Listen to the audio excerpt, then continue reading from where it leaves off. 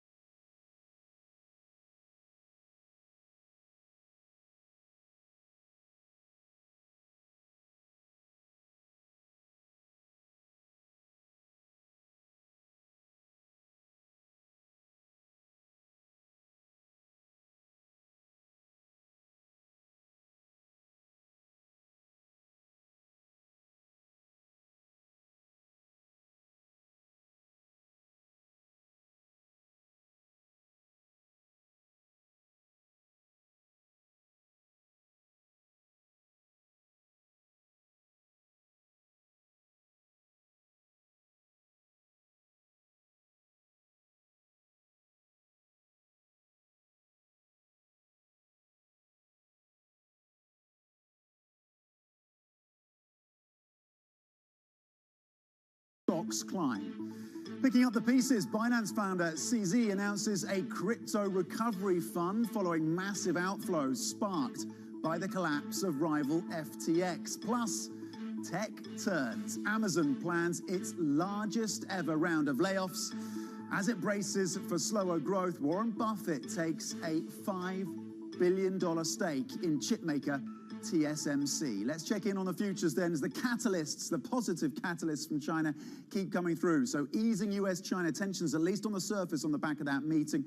Of course, those easing restrictions around COVID and that support for the property sector. The European stocks futures pointing to gains of 0.5% this morning. Here in the UK, we're watching the energy providers, particularly around electricity, on the back of the news that the Chancellor may be looking to impose a windfall tax. The FTSE 100 currently down 0.1% of 8%. We've had 3 straight days of gains across European equities. We'll be seeing whether we can build on that. Again, following the catalysts out of China, commentary from the Vice Chair of the Fed, Lael Brainard, saying that there may be a moment now to consider reducing the rate, or at least the size of the rate increases. Markets, of course, betting on 50 basis points in December from the Fed. The CAC current is now up 0.3%. Pretty decent gains so far in the first few seconds over in Germany. The DAX up 54 points. Again, here in the UK, down by 0.1%. We'll look at the energy providers. The Spanish IBEX currently range-bound. Let's switch it over and have a look at how the rest of these assets are playing out.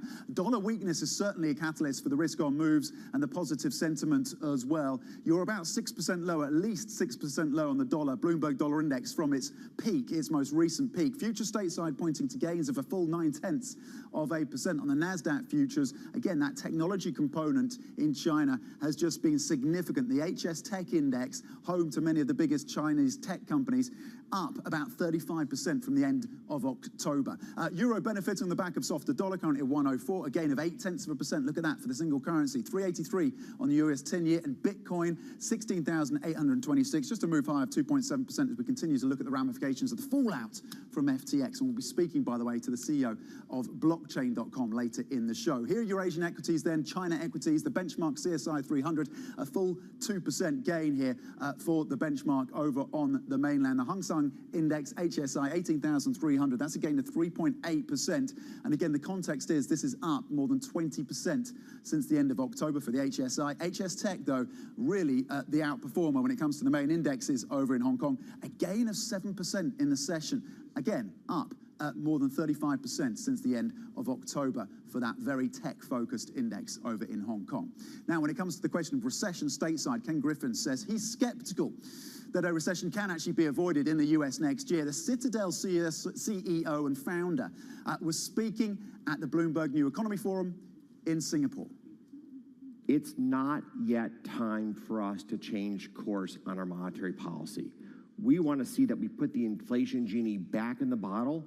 We've endured a ton of pain in getting to this point. The housing market is definitely under duress.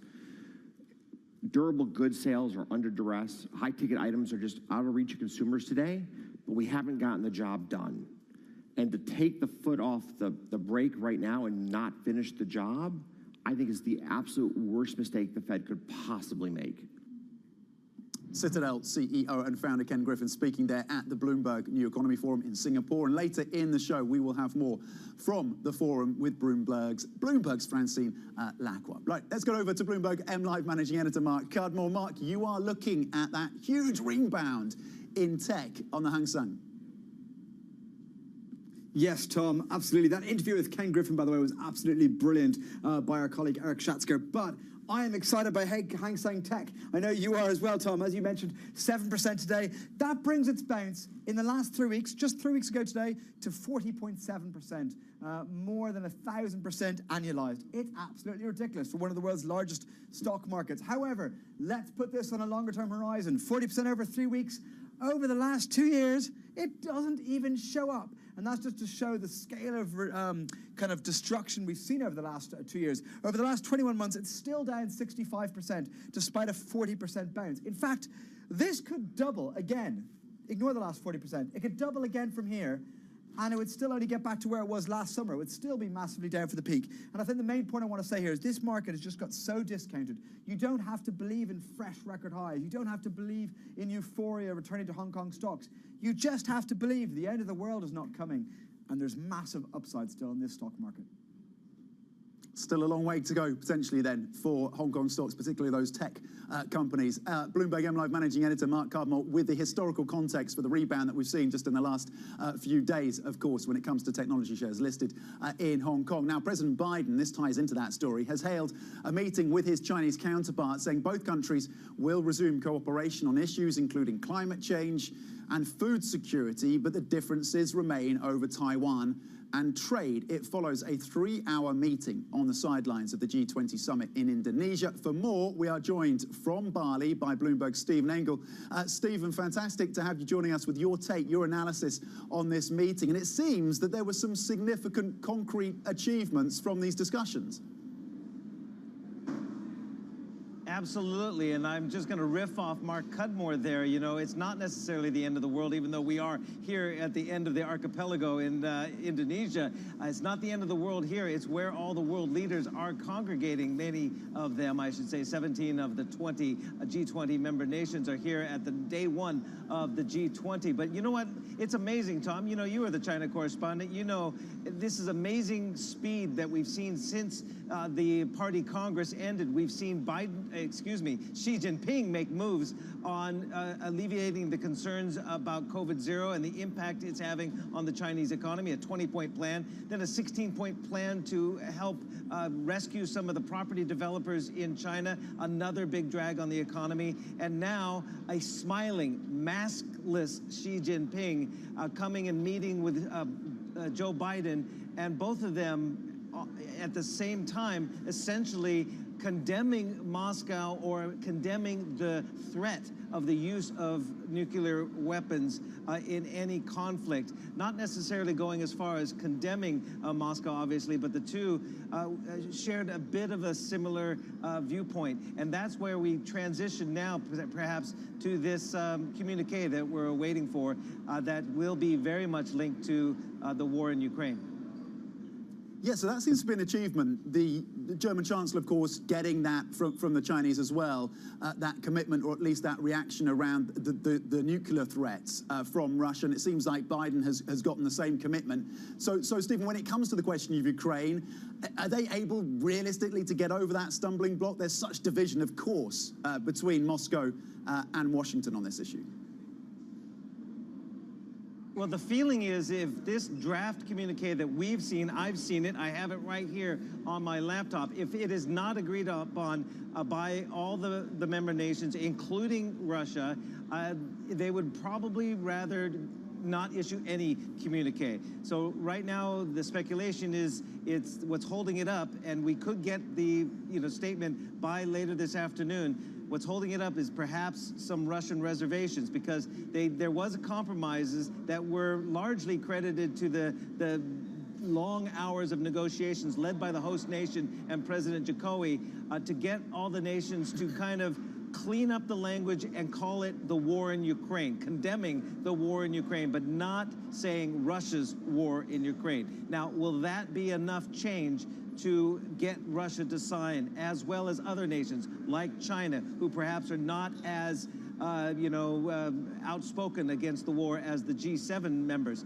So that's what we're waiting for right now. Will all these members sign on to this communique? And that also, by the way, includes, I think all the member nations are in agreement that any threat of the use of nuclear weapons, be it Russia or anybody else in the G20, is not acceptable. Okay, we'll continue to watch the communique then, and the importance of the semantics, the language. Of course, Bloomberg's Stephen Engel on the ground for us in Bali. Thank you very much indeed. Now, joined by Head of Investment Strategy, EMEA at JP Morgan Private Bank, Grace Peters. As ever, fantastic to have you in the studio, Grace. And I want to get your views on China, but I want to start off more broadly, just in terms of what seem to be some positive catalysts out there, whether it's the Fed and Lael Brainard suggesting that maybe we need to consider slightly smaller rate hikes, whether it's the fact that the climate weather here in the UK is slightly warmer, in Europe as well, what that means for the energy crisis, the midterms are past us, and then all the trio of catalysts out of China.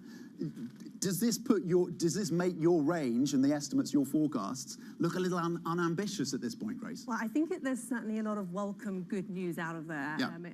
As you mentioned. The key one, I think, is the CPI print that the markets really got hold of. And I think that we are in for a phase of disinflation that the market is clearly welcoming. But we also have to... To be clear, we're in a phase of disinflation now? Yes, I mean, that's not going to be linear, it's not going to be fast, but I think that we have entered that point now where inflation over the next 6 months should fall quite meaningfully, led by the US in terms of the developed world. But I think we also have to put that in the context of not getting overly optimistic. We were expecting inflation to fall, and as I say, I think it will continue to do that.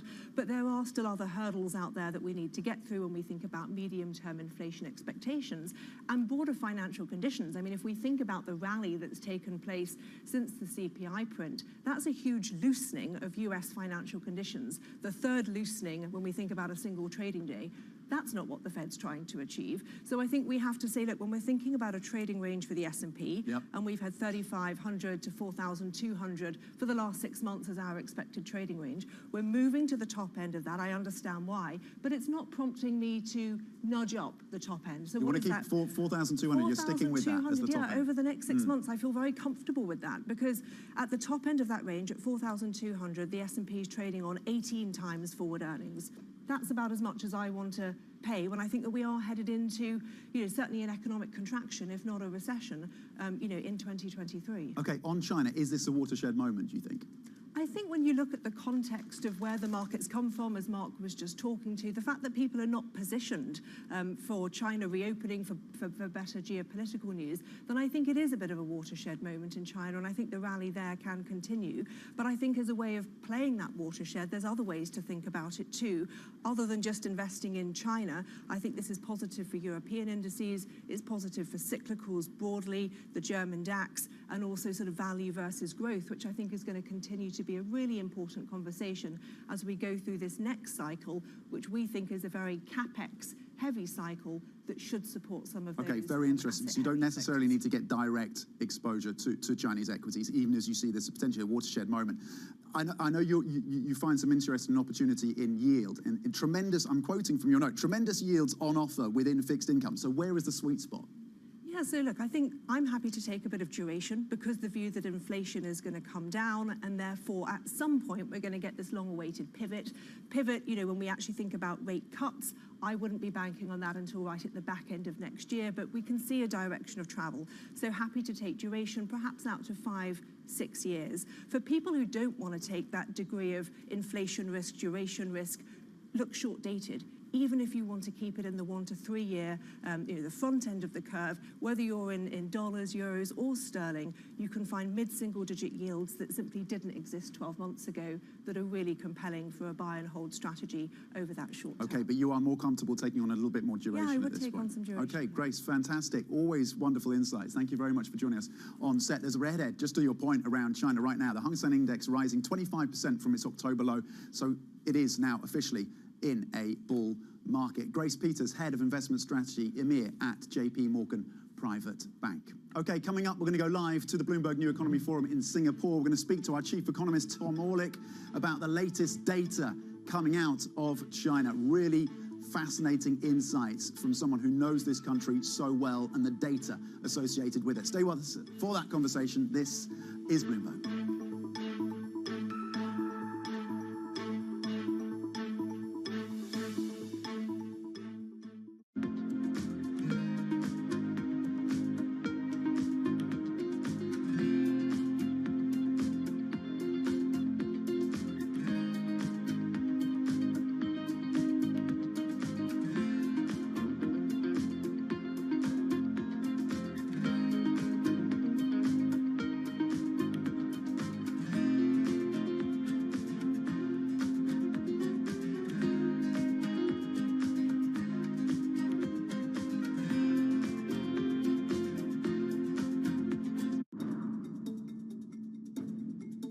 China's appetite for energy is enormous. The country consumes about a quarter of the world's energy supply, 35% more than the US annually. Its energy needs have more than tripled since the year 2000. That consumption has helped to fuel astonishing growth, but it's come at a cost. China is the world's largest greenhouse gas emitter. There is no way to tackle climate change unless China reduces its emissions to net zero. The country's reliance on fossil fuels is also a hindrance to its own growth and the well-being of its citizens. China is not energy secure. It has a massive import bill for things like oil and gas. It has a long-standing pollution problem, and it is also prone to outages that severely hamper industry. All this has led the world's biggest polluter to take steps towards a radical transformation. The top names in climate change are on Bloomberg. Building out local wind, local solar, hydrogen, these are solutions to not just climate issues, but geopolitical issues. We are in a position by 2030 to have 80% of all electricity generated by wind. Renewables are the safest, the cleanest, and the cheapest form of energy today, especially for countries such as Greece. Nobody covers climate change like Bloomberg, your global business authority.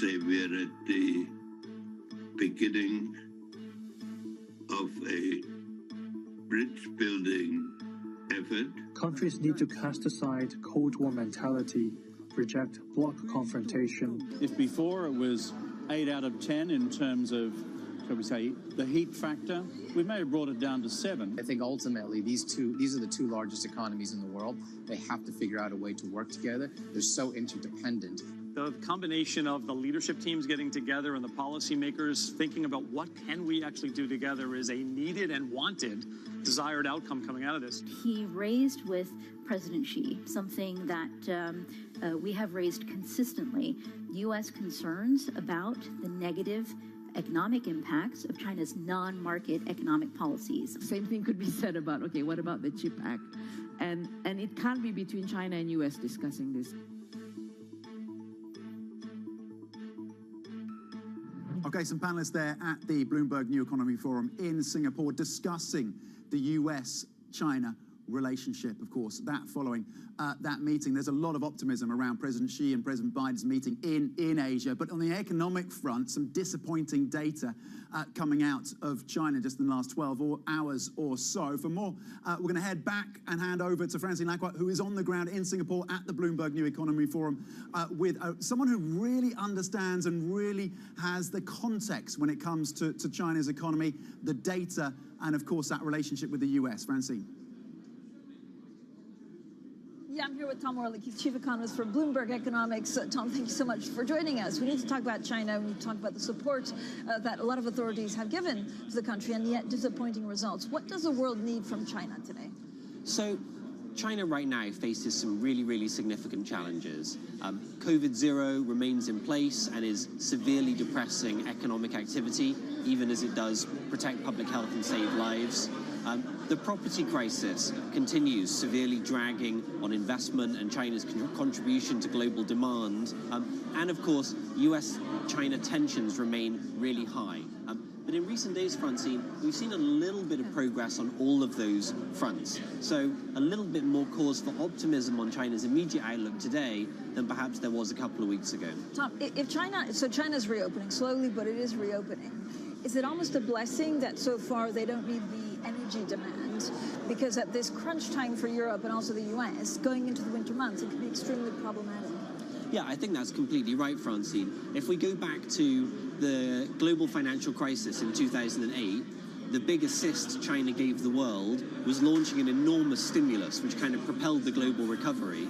This time round, the big assist has been not doing an enormous stimulus, staying locked down, because what that's meant is that the Chinese demand isn't there, and that has depressed global energy prices, global agricultural prices, and for a world struggling with really high inflation, that's actually been exactly what the doctor ordered.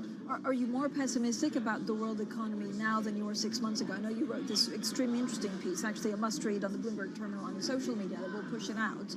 And basically you look at the main risk factors and what if it all goes wrong at the same time? So look, there are some really serious challenges for the global economy right now. The Fed is hiking interest rates. Very likely that's going to tip the US economy into recession in the back end of 2023. Europe continues to face severe energy shortages. Likely that's going to tip Europe into recession even sooner. And China, well, we've talked about the big challenges for China. But if we talk about sort of optimism and pessimism today compared to a few months ago, I think there's cause for a little bit more optimism. US inflation is coming down a bit more quickly than expected, and we heard Lael Brainard, top person at the Fed, talking about how interest rates could be increased at a slightly more moderate pace. Europe, well, we don't know exactly what things are going to look like, but it could be we have a mild winter, and that's going to mean the energy stress is a bit reduced. And China, well, we've talked about the progress China has made on COVID-0. They've also done a bit more on property stimulus. And the Xi-Biden meeting at the margins of the G20 in Bali seems to have triggered a bit of a thaw in relations. But, Tom, are we underestimating the scarcity of resources? So as we talk about the transition, as we talk about this ever-changing global economy, that we just don't have enough cobalt, that we don't have enough copper to go through the transition as planned? So I think one of the really interesting things which has happened, and one of the reasons for kind of a bit more pessimism thinking out onto the medium and long term, is the sharp rise in geopolitical tensions, right? And we see that really visibly with Russia's invasion of Ukraine, and we see it really visibly in the breakdown in relations between the US and China. And one of the things that means is that the supply chains and the ease of supply, which we've relied on to secure access to energy, secure access to food, secure access to things like semiconductors, perhaps that can't be relied on in the years ahead. I think that's bad news for global growth, bad news for global inflation, and for some countries, it's going to have even more severe impacts. All right, Tom, thank you so much for all of the wisdom imparted here with me in Singapore, Tom Orlik. With that, I'm going to hand it from Tom in Singapore to Tom in London. Back to you, Tom. Francine, fantastic, really great insights there from Tom Orlik on China and the global economy. Thank you. Right, coming up today from the Bloomberg New Economy Forum, yes, we're going back. We're going to have full coverage with exclusive interviews on TV and radio and a stellar lineup of speakers. You can watch the full event on BloombergNewEconomy.com and on Live Go on the terminal. And coming up later in the hour, we're going to be joined by Novo Nordisk, the CEO, Lars Jorgensen. We're going to talk about the drug giant's plans for diabetes treatments and weight loss medicines, where it has the market share, the dominant market share. That's going to be a really fascinating conversation. Stay with us for that. This is Bloomberg.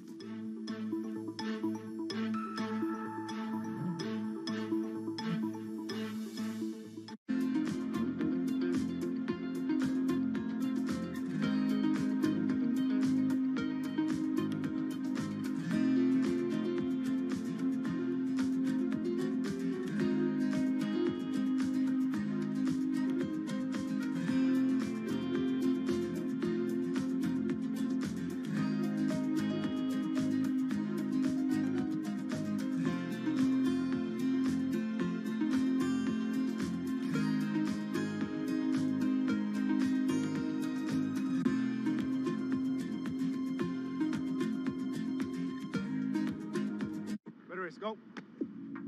After hardly a full year of name, image, and likeness deals being a reality, UCLA quarterback Chase Griffin already has more than 20 deals with major brands, venture, and charitable groups, all while balancing graduating undergrad in just 2 years and fighting for playing time on the field. Chase Griffin out of the gun. We are joined by UCLA quarterback Chase Griffin. Not just UCLA quarterback, but name, image, likeness superstar.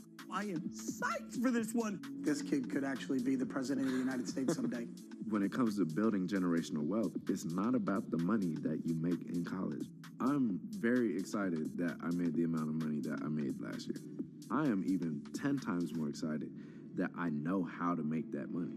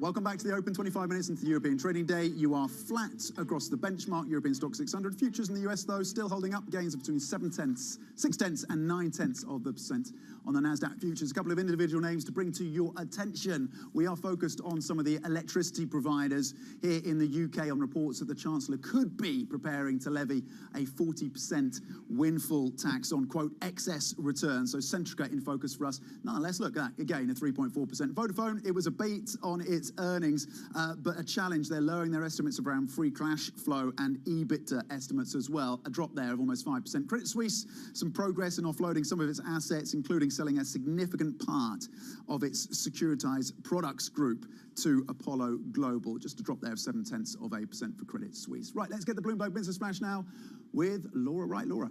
Thanks, Tom. Well, as you were just saying, Credit Suisse has agreed to sell a significant part of its securitized products business to Apollo Global Management, along with the expected disposal of other portfolio assets. The deal is expected to reduce the division's assets from $75 billion to $20 billion. The sale is a key pillar of the troubled Swiss bank's recently announced restructuring plan. FedEx's freight unit is furloughing workers in some U.S. markets, adding to increasing evidence of a cargo slowdown. Workers will continue to receive health benefits, and some will be offered transfers to areas that are still hiring. FedEx said last week it's cutting cargo flights and grounding planes as the air freight market declines.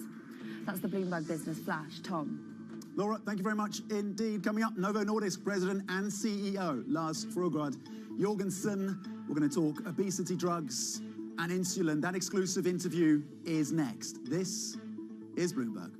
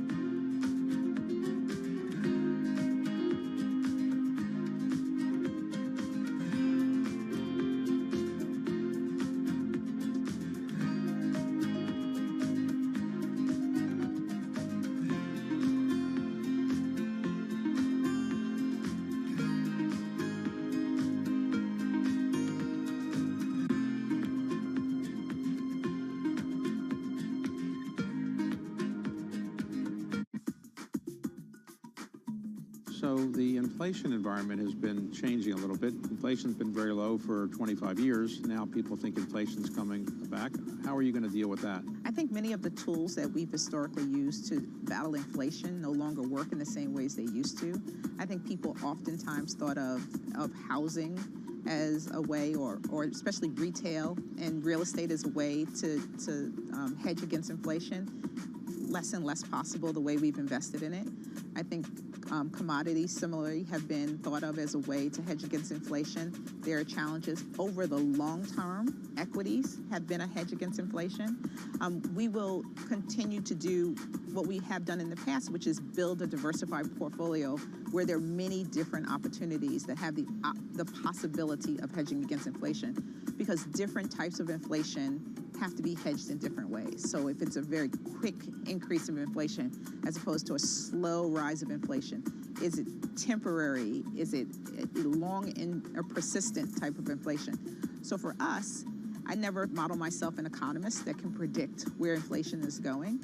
And so what I need to do is build a diversified portfolio where there are different options that can fight the different types of inflation, and to pay close attention to it. And you know, fundamentally, it's done through the equity markets. From New York City, From London, in Sydney, from Washington, in Tokyo, 9 a.m. in Beijing and Shanghai. Good morning, everyone. Have a great evening. Here's what I'm watching. You do not want to miss this How story. are you thinking about those dynamics?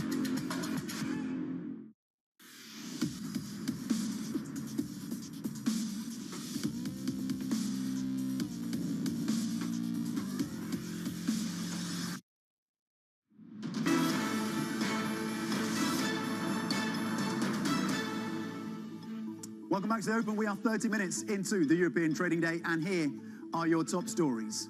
Easing tensions, Presidents Biden and Xi cover a range of issues during a 3-hour meeting in Bali, acting to deter a US-China clash. Global stocks climb. Picking up the pieces, Binance founder CZ announces a crypto recovery fund following massive outflows sparked by the collapse of rival FTX. Plus, tech turns. Amazon plans its largest ever round of layoffs as it braces for slower growth. Warren Buffett, meanwhile, taking a $5 billion stake in chipmaker TSMC. Francine, I'm live at the Bloomberg New Economy Forum here in Singapore, where world leaders and business leaders are searching for common solutions against the backdrop of COP27 and the G20. And we're checking in on your markets for you. A trio of catalysts coming through from China then in the last few weeks. You have relief for the property sector, some easing around COVID restrictions, and then, of course, the geopolitics coming off the boil just a little bit with that meeting between the two presidents. The European benchmark currently just hanging on to very, very slim gains, essentially range-bound. It was a very solid day for Asia, particularly China. And you see the HSI, the Hang Seng Index, currently up around 25% from its previous low. So it's back in a bull market. And the HS Tech Index as well, home to many of China's biggest tech companies, currently up around 35% from the lows of end of October. So the gains being built on there over in Hong Kong. Some relief. We also heard from Lael Brainard, the vice chair of the Fed, saying it may be now time to come through with rate hikes that are slightly smaller than the 75 basis points that the Fed has been pushing through. The markets, of course, pricing in 50 basis points for December. But a lot of data still to come through before that decision. Across your sectors, top of the list, banks gaining 0.7%. Bottom of the list, telecoms. It's a bit of a mixed picture, and again, range-bound across European equities. The dollar, though, is a factor in terms of this broadly risk-on move that you've seen. Currently down, the Bloomberg Dollar Index, 0.6%, but down more than 6% from its peak. That is a catalyst. Let's zero in, though, on one really fascinating individual corporate story. Danish drug giant Novo Nordisk produces half of the world's insulin and recently raised its profit and sales forecast for the year, reflecting strong demand for diabetes treatment and obesity medicine. The context around obesity as well is that they provide about and account for about 2/3 of the market for prescription obesity drugs. Very pleased to say we are joined now by Lars Fruergaard Jorgensen, the CEO of Novo Nordisk, for an exclusive interview. Thank you for joining us in the studio. In your earnings, your recent earnings, you raised the sales forecast then. A lot of that tied to the demand for the obesity drugs. To what extent are you able to meet that demand? Because I know that's a challenge for you. The demand is there, but production has been lagging. Where are you in catching up? You're right. We see a really, really strong growth outlook for our company based on this GLP-1 class of drugs that both being used in diabetes and obesity. And you allude to obesity as a significant growth opportunity. And there we have a situation where we see a really, really strong demand. We have one product on the market. We are about, towards the end of this year, to relaunch a second product to the market in the US. And we're ramping up manufacturing. And we believe we'll have the capacity to supply that relaunch as we get into that towards the end of this year. So by the end of this year, you'll have the capacity to meet that strong demand that you're seeing? Yes, we're producing at the time. Yeah. And those products are on the way to the US. So we'll be back with all dose strengths available in the US towards the end of this year. How does a recession and a slowdown in growth in the US affect demand for both insulin and obesity drugs? So we treat chronic diseases. So you can say those are diseases where demand is not really impacted by, say, the economy. We see that supply chain challenges around the world can impact how we produce, but we're largely able to supply those patients who have a constant need for our medicines, despite all kinds of geopolitical tensions and pandemics around the world. And you touched on the longer-term theme, the longer-term demand. As you look out 12 months, 24 months, maybe longer, a 5-year time horizon, what is the demand now that you've shown that intervention with these drugs can be effective, can work? Yeah, this is an exciting time because for years there have been medicines on the market to deal with obesity, but those have been medicines that have not been really efficacious, and there's also been some side effects. So for the first time, we see biologic-based medicines that hold a promise of really delivering on the weight loss that patients and also physicians are expecting. So we're talking about 15+% weight loss. Yeah. And that is really opening up the obesity market. How big does this market become? Well, a lot of people are trying to speculate what that can be. We can see that there is a significant pull nature in this market compared to the markets we've been in so far, where we're trying to push products. So that tells really the picture that patients are willing to seek care, physicians are willing to prescribe, and also now we see that payers are also willing to pay. So it can be really a sizable market, but I cannot give you any specific forecast on it. And you're seeing now increased competition from the likes of Amgen and others. Are you concerned about that competition? You have significant market share. Can you hold on to that market share? Well, we started the journey more than 20 years ago. We're the leading company today. We have what we believe will be a really, really strong product in the market. We have already eye on what is a successor molecule for that, where we can get into, say, the 25% range of weight loss. It's a market that's being developed, and it actually takes competition. It takes more players to go out and explain about the benefits of obesity treatment, because obesity is a leading cause of a number of other diseases, and we should really be preventing those diseases by treating obesity rather than the complication that follows. Okay. So I welcome competition to go and develop that market. One weak spot in the recent results was insulin sales in China. Are you seeing that pick up? What is the data showing you about that demand picking up in the quarters ahead?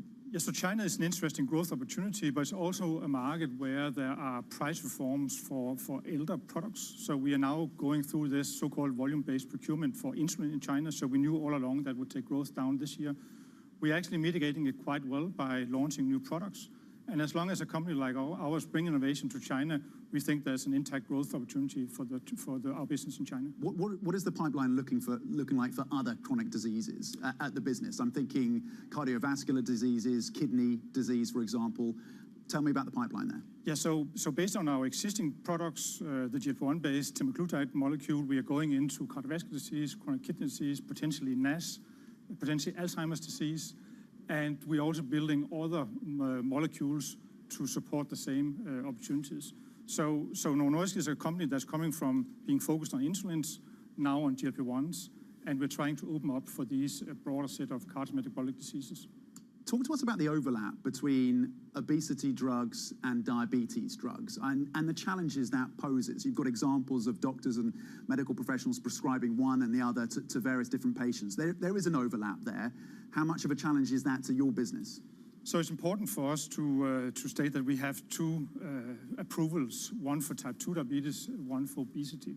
But of course, you touched the point that 80% of those living with type 2 diabetes are also obese.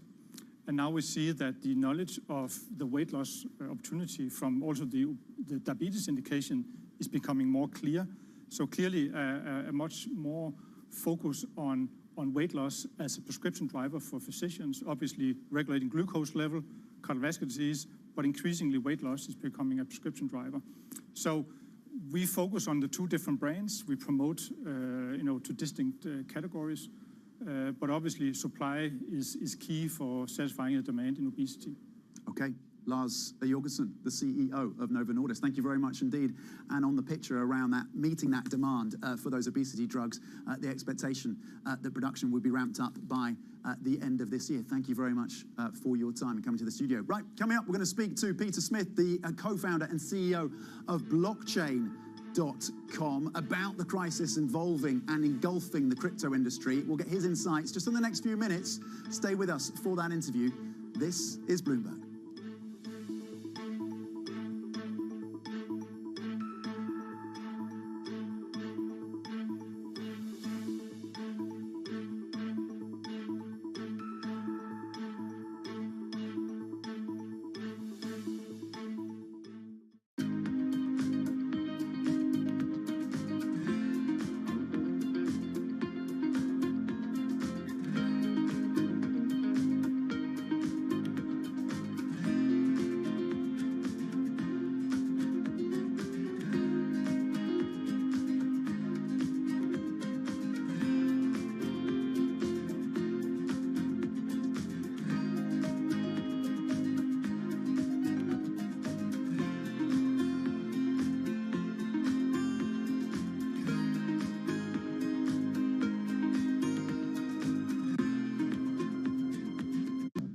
When I started, I had no idea it was going to turn into this, which is a tracksuit empire. I don't have any investors. All this is all money in. This is me going out and hustling, bringing that money back, and just building it, building it, building it. You gotta think about a person that was homeless at one point, didn't really have any money coming in. The fact that this person was relentless and just determined to succeed and not let rock bottom define him as an individual.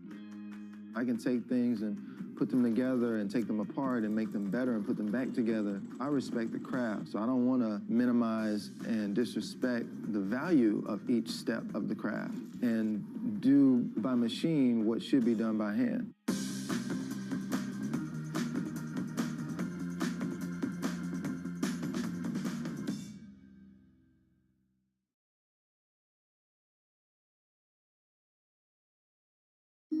Bloomberg is live at COP27 in Sharm el-Sheikh, Egypt. Bloomberg Television and Radio brings you continuing coverage as world leaders, business insiders, and decision makers gather to take action toward achieving the world's collective climate goals. What are your top 3 priorities? There is an ability always to find the new and innovative ways to meet the challenge and at the same time take into consideration the pressures that exist. Special coverage continues only on Bloomberg, your global business authority.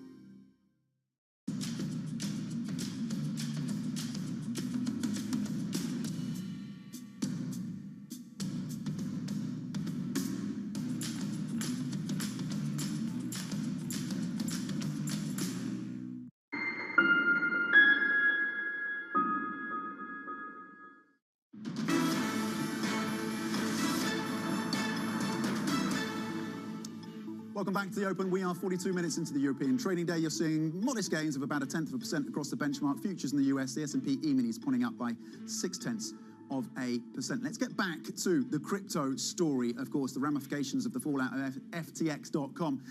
Most recently, Binance CEO Changpeng Zhao, or CZ as he likes to be known, says he's forming a crypto industry recovery fund. It comes after rival exchange FTX collapsed last week, sending the industry and prices into a tailspin. For more on this, I'm joined by Peter Smith, the co-founder and CEO of blockchain.com. Good morning, Peter. There's a lot we don't know about CZ's attempts to set up what he's described as something of a bailout fund for the industry. I just wonder then, given that, and given what we're hearing, given the fallout, is it your expectation that we get more bankruptcies in this space, or can people like CZ put a firewall around the problems with FTX.com? Yeah, so I think what CZ is doing with the rescue fund is really interesting. Not a lot of details on it yet, but I do think it's reasonable to expect more contagion in the crypto space. This is going to take a while to work its way out, certainly a few weeks. And so what we're recommending people do is pull their keys out of centralized services, pull their crypto out, and store it, on a wallet where they control the private key. And what are you seeing, just broadly in terms of sentiment? I want to get the details around what you guys do and the uplift that you've actually seen on the back of this. But broadly, as you look across the crypto world, the impact on sentiment, clearly very, very negative. Do you see that being sustained in the months and years ahead? I think for the months ahead. But the reality is in crypto, we almost always, have a huge fall from grace at the end of every crypto cycle. Usually someone running a really high leverage venue. So if you go back, there was BitMEX, there was Poloniex, there was Mt. Gox all the way at the very beginning. And so there's usually a fall from grace of some centralized service that was offering a lot of leverage. And I think that's the thing that we encourage customers to avoid in crypto, is avoid leverage and hold your crypto on your own private key where it's truly yours. Okay, the institutional buy-in has been something that a lot of crypto enthusiasts have said to us is fundamental in putting a foundation under this space. But our reporting at Bloomberg has suggested that institutional investors are balking now, and they're not prepared to get back in anytime soon. That is a key pillar that's now collapsed. It's an interesting question because I'm not sure there was ever a lot of institutional bid in the crypto market. We run one of the larger institutional businesses in the space. And what you had was a lot of sort of alternative asset managers, so hedge funds, family offices, but you didn't really have institutional bid in the way that you would in the equities market. That said, I was at a dinner last night, and one of the folks there was a major US bank, and they're seeing clients on board to trade crypto options. This is mostly out of their private, high net worth, but they're even seeing institutions on board to trade options. Now, I will say that the institutional bid is going to change. If you're an institution, even a crypto institution, you're going to want to deal with a regulated entity. So, for example, we're seeing a surge in onboardings at our Singapore-regulated institutional desk. But I don't think the institutional bid is actually going to fade here, but I do think it'll delay the Wellingtons, the T. Rowe Prices, the truly enormous asset managers that you'd find in the equity space. What are you seeing in terms of, you offer a cold wallet? So your argument would be take your money off these exchanges or your coins and tokens off these exchanges, store it in a cold wallet, not connected in any way to the internet. Have you seen a pickup in demand from customers, investors wanting to do just that? Exactly. We've seen a really significant surge in use of what we call Web3 or DeFi wallet. And that's where you as a user control your crypto. So only you have access to it, which means you're not exposed to any counterparty risk of the company that you're dealing with. So you as a user can store your Bitcoin, your ETH, 1,000 other coins, and you have no exposure to us as a company. And we've seen an enormous surge over the last week of people using that product, setting up new accounts, but also transferring a lot of funds into it. And right now, if you're a crypto consumer, that's the best thing that you can do right now, is pull away from the centralized services and take custody of your coins. Peter, just tell me, it's a simplistic question. What is the point of crypto? It's not a hedge against inflation. You can't use it. The usability is pretty terrible. It's very energy intensive. What is the point of crypto? Well, I kind of disagree with all of those statements. So if you look at cryptocurrency as a hedge, if you go back to the price of Bitcoin before the government started, massively increasing the money supply as a result of the COVID era, Bitcoin was at $3,000 a Bitcoin. Today, Bitcoin's at $16,500 a Bitcoin. So if you used it as a hedge before the money printing that happened after COVID, your hedge is working just fine. If you go back another 7 years, another 10 years, it's a phenomenal hedge over that period. The challenge is when people try to look at it as a macro long-term hedge over a 30-day period. The second thing is it's used for payments every day, mostly stable coins, which is a huge proportion of our volume today and really drives our emerging markets business. So all over the world today, you have people using dollars to pay for things, settle transactions, and they're doing it with crypto dollars. And then the third thing on the energy front is, most of the newer blockchains, Ethereum included, are using new energy efficient models. That transition is going to take time, but we're going to see it happen across the space.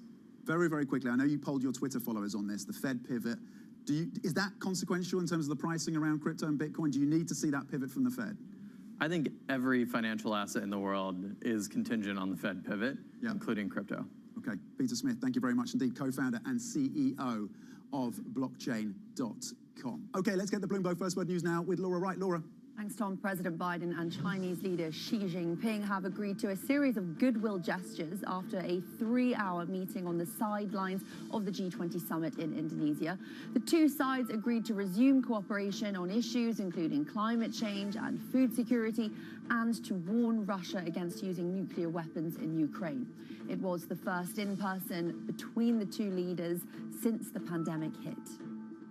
I absolutely believe there need not be a new Cold War. I do not think there's any imminent attempt on the part of China to invade Taiwan. And I made it clear that our policy in Taiwan has not changed at all.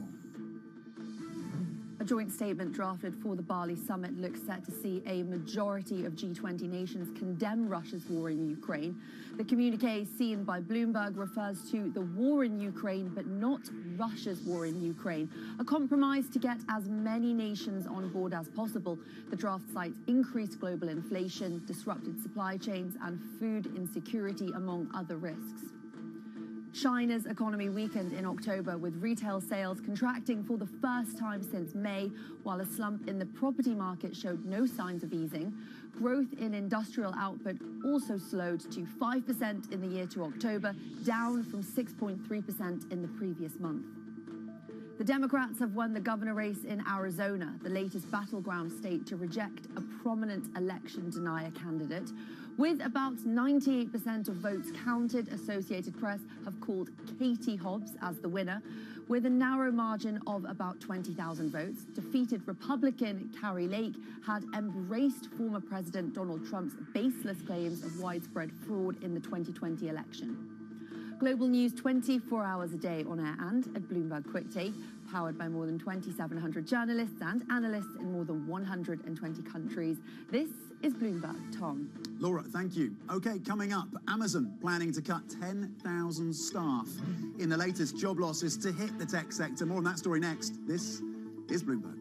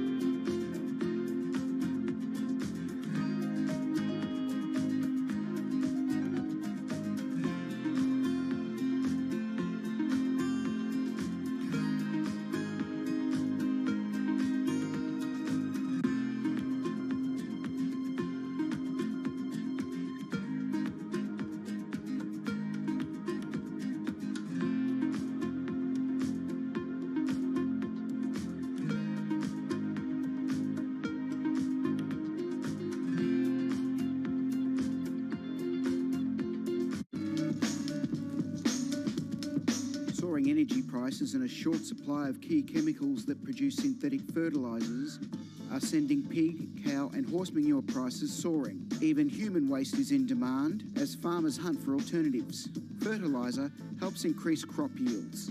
You can see how much moisture is held into this. It's a lot of organic material into the compost, so it breaks down, the manure and the straw breaks down into a friable mix that can be mixed into your soil in the ground and for growing a whole range of different vegetables. Holds the nutrients in, holds the water in, and it really increases the kind of biodynamic profile of the soil. The recent price spike could mean more farmers going organic for the long term.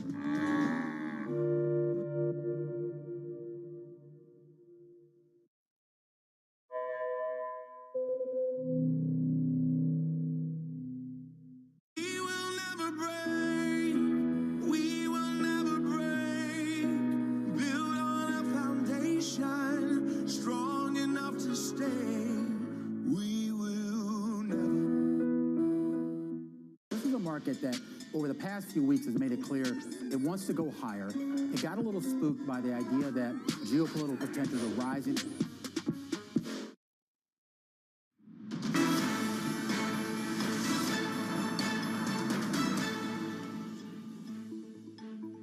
Welcome back to the Open, everyone. 53 minutes into the European trading day. Of course, the focus on China, some of that disappointing data. The focus here also in Singapore is not only on the New Economy Forum. We've spoken to heads of state and finance minister, but actually what will be the main driver for the Chinese economy and what does that mean for the rest of the world? Tom, we'll have plenty more exclusive interviews throughout the day. I know we'll be talking also about the banks, financing, emerging markets with David Serra of Algebris. And then tomorrow, we'll look at foreign policy with Jake Sullivan. Okay, a really important lineup out of the New Economy Forum in Singapore. We are almost now then into the trading day, so let's take a look at some of the themes driving markets today. Joining us now to discuss is Bloomberg's JP Barnett. Let's start with a question around technology. Amazon planning 10,000 job cuts. How significant is this? They employ about, what, 1.5 million people? Well, it's a significant cut, I would say, and it tells you that tech is under pressure. The big tech companies, and they have to get their earnings in line again after a horrible third quarter season. Share prices are down about 50%.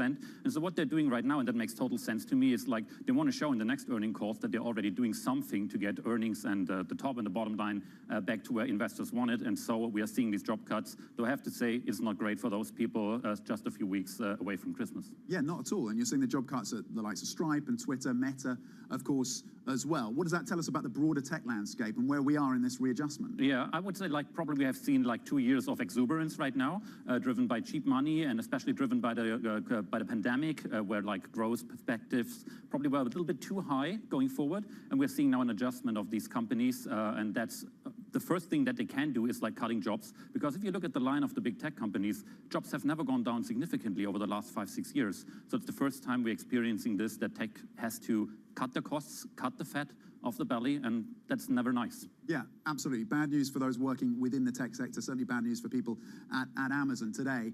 More broadly across these markets, there are a number of positive catalysts coming through from China, post-midterms, the energy crisis at least abating to some extent here in Europe. How much of that can drive these equity markets forward from here? Absolutely, and I mean, it has been a horrible year for like markets overall, right? It was like negative after negative after negative, and so these few positives are great, and the market is jumping on that. We see now suddenly coming up headlines of bull markets in Germany, in Australia.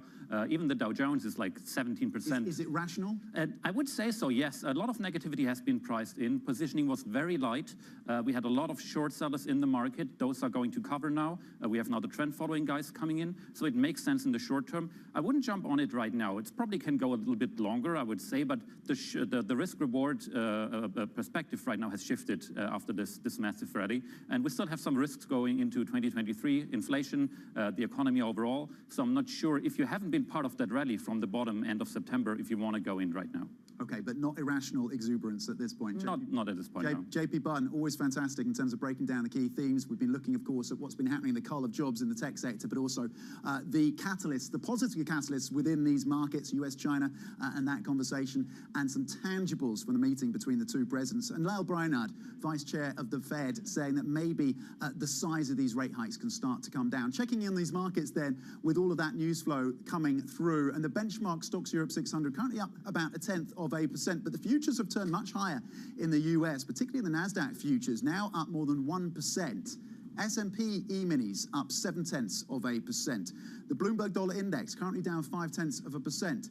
The dollar is now off more than 6% from its peak. That certainly driving the risk-on sentiment that we're seeing across the yields, just coming off across most of the curve in the US, the 2-year at 436, the 10-year at 384. Plenty more fantastic conversations out of the New Economy Forum in Singapore as well. Stay tuned for that. This, and that is the end for the European market open. Surveillance.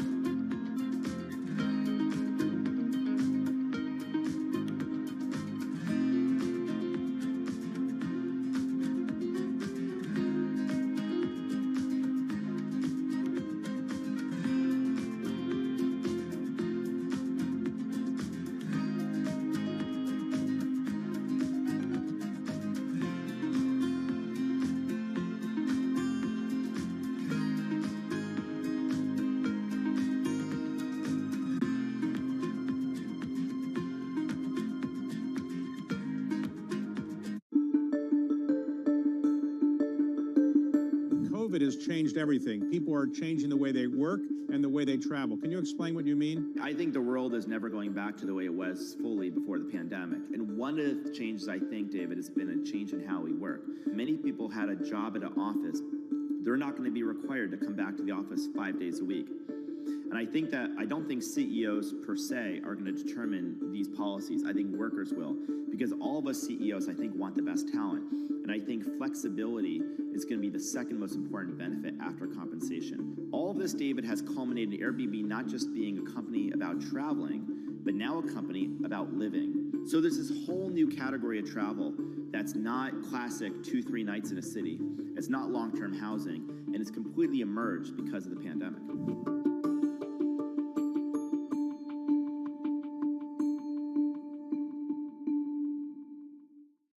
Lots happening on Wall Street. I think Jay Powell said things that were indefensible. Need to catch up? This is Bloomberg Wall Street Week. I'm David Weston. We've got the information and insights. We think that's the next secular shift. From businesses most influential and instrumental. It's knocking it out of the ballpark. It's a challenging dynamic. This is a level of uncertainty that we haven't had to deal with. Bloomberg Wall Street Week, live Friday with replays all weekend on Bloomberg Television and Radio.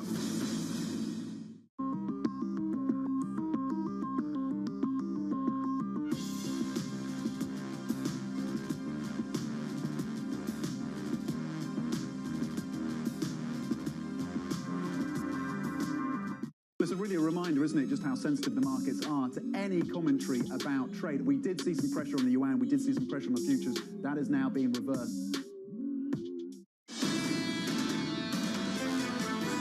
This is Bloomberg Surveillance, Early Edition, with Francine Lacqua.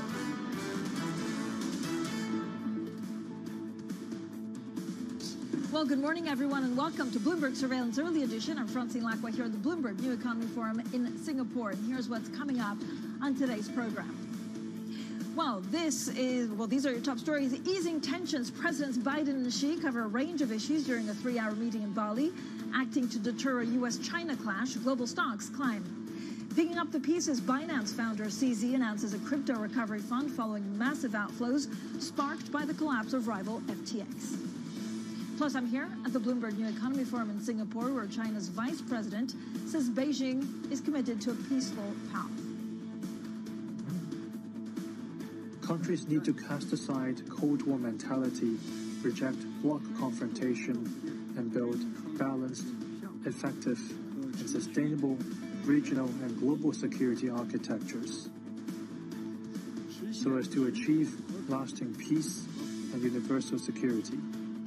IEA coming out also with an oil market report saying oil markets are facing a strain of stockpiles at an 18-year low. Now, the dynamic, of course, is as China reopens, if they need more oil, it make it a lot more difficult for Europe, but given that so far we haven't really seen a difficult winter because the weather has been quite clement. Now, President Biden has hailed a meeting with his Chinese counterpart, saying both countries will resume cooperation on issues including climate change and food security, but that differences remain over Taiwan and trade.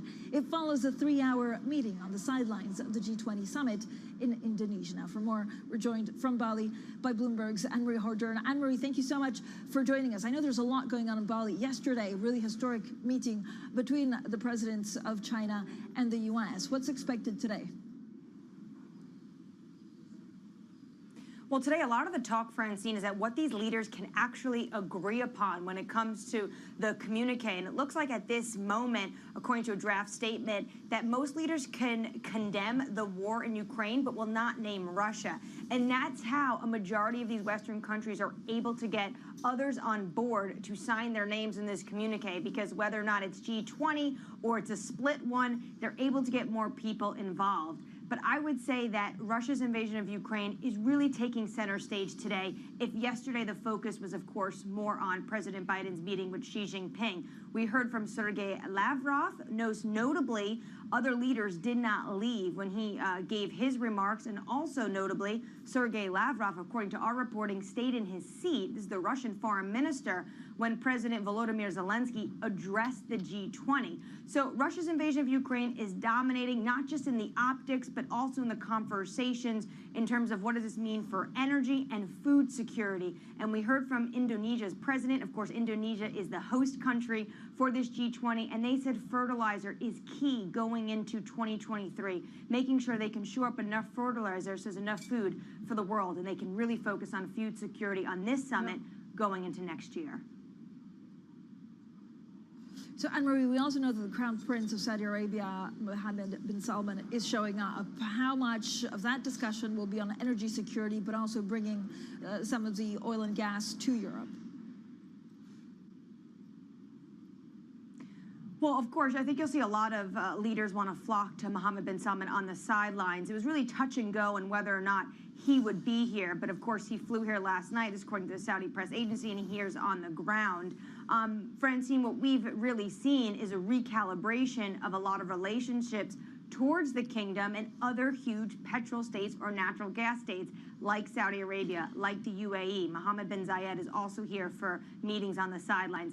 And you think of also the discussions that have been at other multilateral forums when it comes to Qatar. And this has to do everything, Francine, with what is coming up in December. December 5th is going to be when those sanctions on Russian oil is a crackdown due to the European sanctions. And this is what you see on the sidelines a lot of countries working on. It's making sure they can get that price cap done. I spoke to Ursula von der Leyen, the president of the European Commission, and she said they are ready to go. So expect more news from Europe about how they plan to implement this price cap. But one crucial note is missing from this price cap when I spoke to Ursula von der Leyen, Francine. She would not give me a price, which is going to be really critical for countries like India, which are still importing Russian oil and at a steep discount. Anne-Marie, thanks so much. Our Anne-Marie Hordern there in Bali for the G20, and she'll, of course, be joined by a very big guest also a little bit later on. Now we're joined by Sarah Hewen, Chief Economist for the Americas and Europe at Standard Chartered. Sarah, thank you for joining us. A lot of questions about global energy security, inflation, and, of course, the role in China in the economy going forward. Are you a little bit more optimistic that with China's reopening, supply chains will become easier to manage? Absolutely. We've had some very good news, some good developments in terms of China reopening, and we expect that over the course of the coming months, that will help to support supply chains. Of course, China has been relatively successful in maintaining supply chains and exports despite the COVID restrictions. We also have to be cautious about not expecting too much too soon. We think that going into the winter, and especially given the rise in COVID cases that we're seeing across the country at the moment, it's going to be premature to expect a full lifting of restrictions. But certainly by the second quarter of next year, we think that there will be much more of a normalization. In terms of what this means for China's fuel consumption, then that will be picking up. But elsewhere, we think that fuel energy demand is going to be very weak. So, given what we heard also from Chinese data today, are you expecting policymakers to intervene to try and support the economy more? And what's the right way to do this?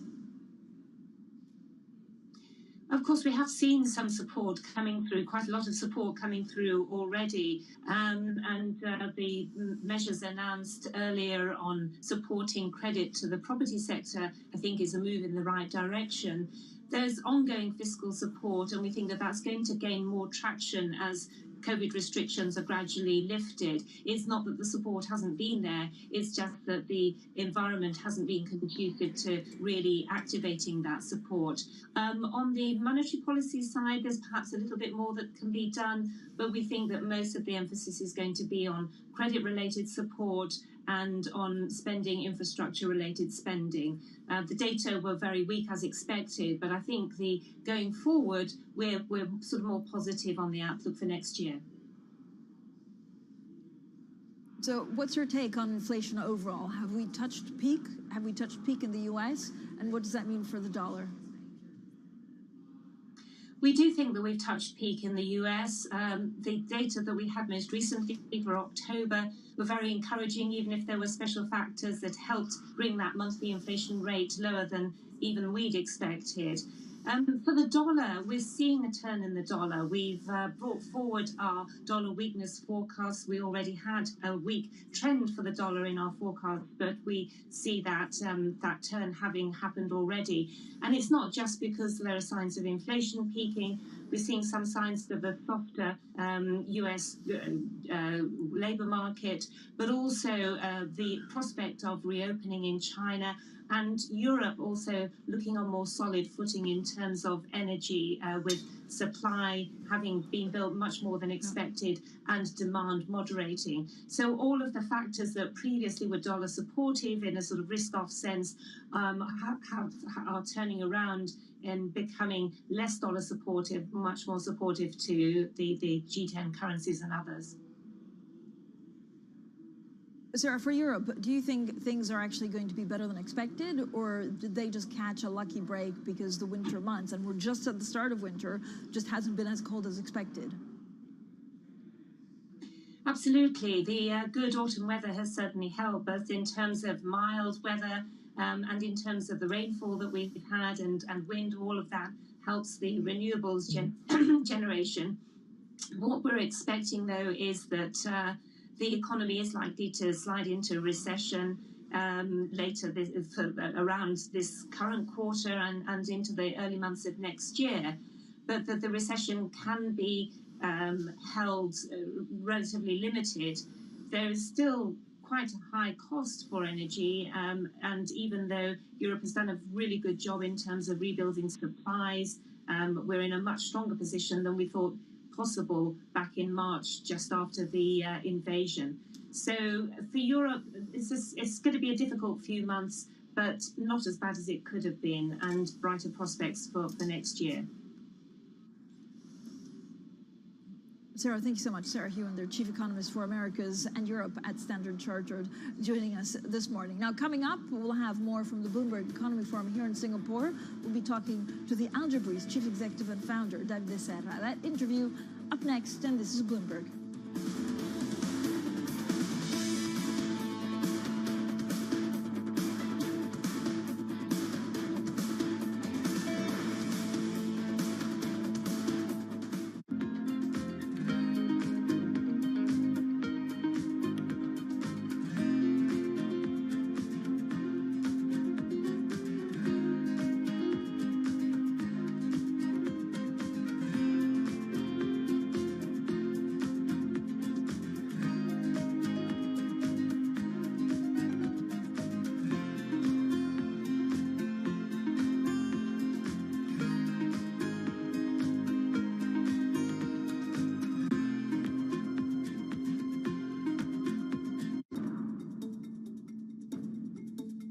China's appetite for energy is enormous.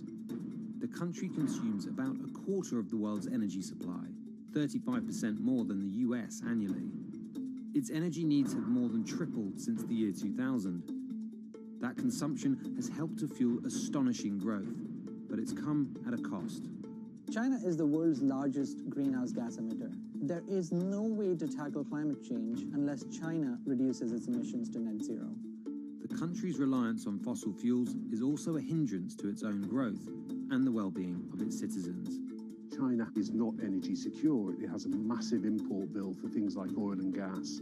It has a long-standing pollution problem, and it is also prone to outages that severely hamper industry. All this has led the world's biggest polluter to take steps towards a radical transformation. Enjoy the excitement of a night of music at Boston Symphony Hall with BSO Now. Watch brand new Boston Symphony Orchestra performances, behind-the-scenes storytelling, and memorable archival concerts, all from the comfort of home. Use our free 24-hour trial and see why the Boston Globe calls it musically rewarding. And the Berkshire Edge says the orchestra has never played better. Visit bso.org/now, where the music plays on. BSO season sponsored by Bank of America.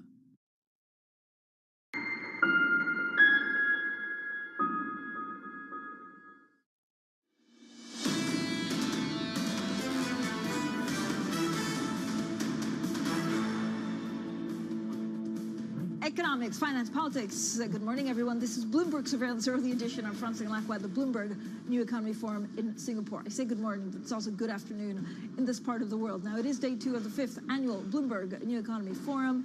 More than 750 top business leaders gathering to discuss how capital can address some of the world's problems. Now, U.S.-China talks and the global outlook, of course, have dominated discussions here, where China's vice president said his country will keep opening up and working for peace. Now, we're joined by Davide Serra. He's Chief Executive Officer and founder of Algebris. Davide, as always, thanks so much for joining us. Now, what you have to do is put capital to work. Where do you find opportunities right now? Well, you see, there are plenty of opportunities. I think where we see right now one of the most interesting space is actually in all the basic renewable, plastic, water, aluminium. So in this green transition, everyone has been focusing on the energy side, but you actually have the proper materials, just the basic. And in order to plastic to recycle or for the circular plastic, economy? Exactly, circular economy. So basically anything is circular economy, but with real large companies, because let's remember, here it's not so much about finding the new technology, it's in moving what we currently have to a more reusable level. And so we're looking at more and more this company. We launched a fund recently focused on it on a global scale. And what we have found after analyzing company over, the last 2-3 years is that most of these companies are 50 years old. So these are traditional companies that are winning in the circular economy. In what part of the world? Because I was just on a panel on the circular economy, and they say, look, if you look at Europe or certain parts of the US, single plastic usage is banned. In other parts of the world, it's not. So is that where you have to double down on efforts? Yes, well, that's two issues. For investing, Europe and US is the best part because their regulation is going to force basically company and consumer to adapt. So if you want to make money on circular economy, you're better off investing in Europe and the US. In Asia, where there is none of this, right now that's the polluting side, and they don't care. And so there, it's more about finding...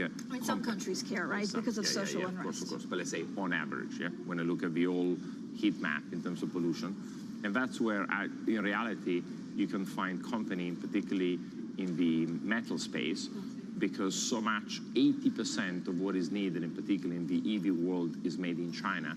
And as a result, if you want to find the leading cutting-edge technology for EV space, is actually in China today, not elsewhere. What do you do with China right now? So we're listening together to the Vice President of China. Of course, a lot of it is foreign policy. A lot of it, and there's a sigh of relief here where you have global leaders saying, look, Xi and Biden seem to be getting along and certainly seem to take the tension for the moment out of the markets. Does that matter as an investor? It does matter because let's be clear, this year, lots of investors have been taken by surprise by the Ukrainian war. We always had a very bearish view on Russia. We said it was uninvestable for 10, 12 years. We never invested that. And we took a clear stance after doing lots of work, So actually, it was not a political issue; it was a structural issue. I think the fact that Xi Jinping de facto said, "Listen, Putin lied to me." Secondly, I want to protect the territorial integrity of Ukraine. It's massive. So what it means is all this media, let's say, hype that China and the US don't get along and it's war and Taiwan. In reality, I think it says, hey, cool things down. Let's go back to basic. And I think that's very important. I also think China is very investable. And so this idea that... Through what? Because, I mean, one day we hear that there's support for the economy. The other, it's also regulatory crackdown. Well, regulatory crackdown on some of these industries that basically, remember, if you take what Alipay and WeChat can do in China, no other company can do it outside. So it's not that they had a regulatory... Musk may be trying to do that. Well, but it's not a regulatory crackdown. Basically it says, okay, listen, there's check and balances also in China on what you can do with data. And so I think, in reality, investors be taken by surprise, probably because they were too bullish. For example, we find lots of companies in China on the ground that actually are executing and implementing this green transition and are crucial to the world. So I think you need in a way to decide which are your key objectives. Yeah, and I'm going to ask actually about banks and see the objectives there and talk about the U.S. shortly. David Dissetta, thank you so much, the Chief Executive and Founder of Algebris. He stays with me and we'll talk, we'll have a robust conversation about the banking world. Now, we'll also have plenty more throughout the day right here from the Bloomberg New Economy Forum in Singapore. This is Bloomberg.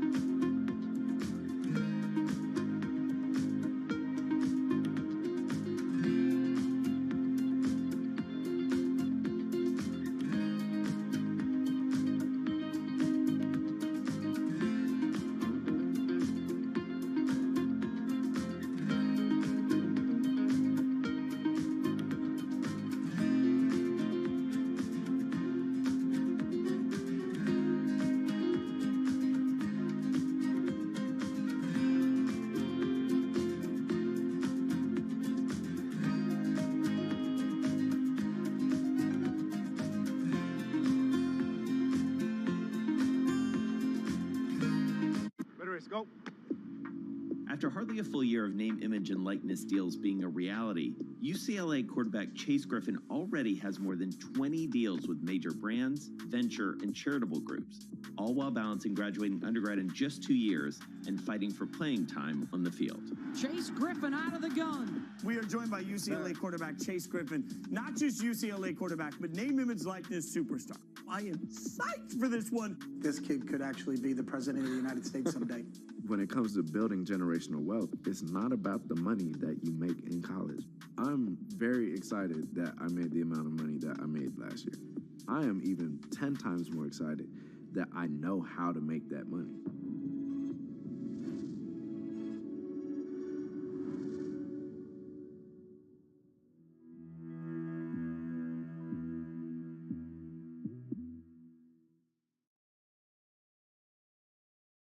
Bloomberg has enhanced search on the terminal to deliver what you need when you need it.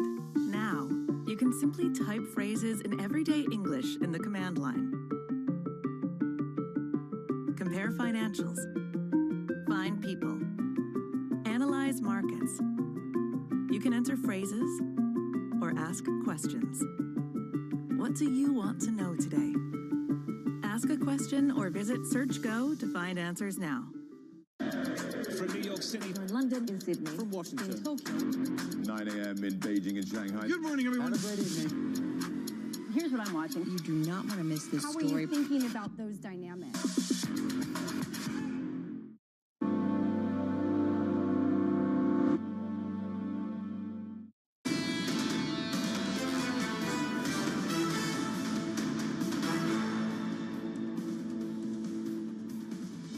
Economics, finance, politics. This is Bloomberg Surveillance, early edition. I'm Francine Lacqua here at the Bloomberg New Economy Forum in Singapore. Now, let's get back to David Dissetta. He's Chief Executive and Founder of Algebris. I love giving Davide a hard time. Davide, is the UK under this new government finally investable?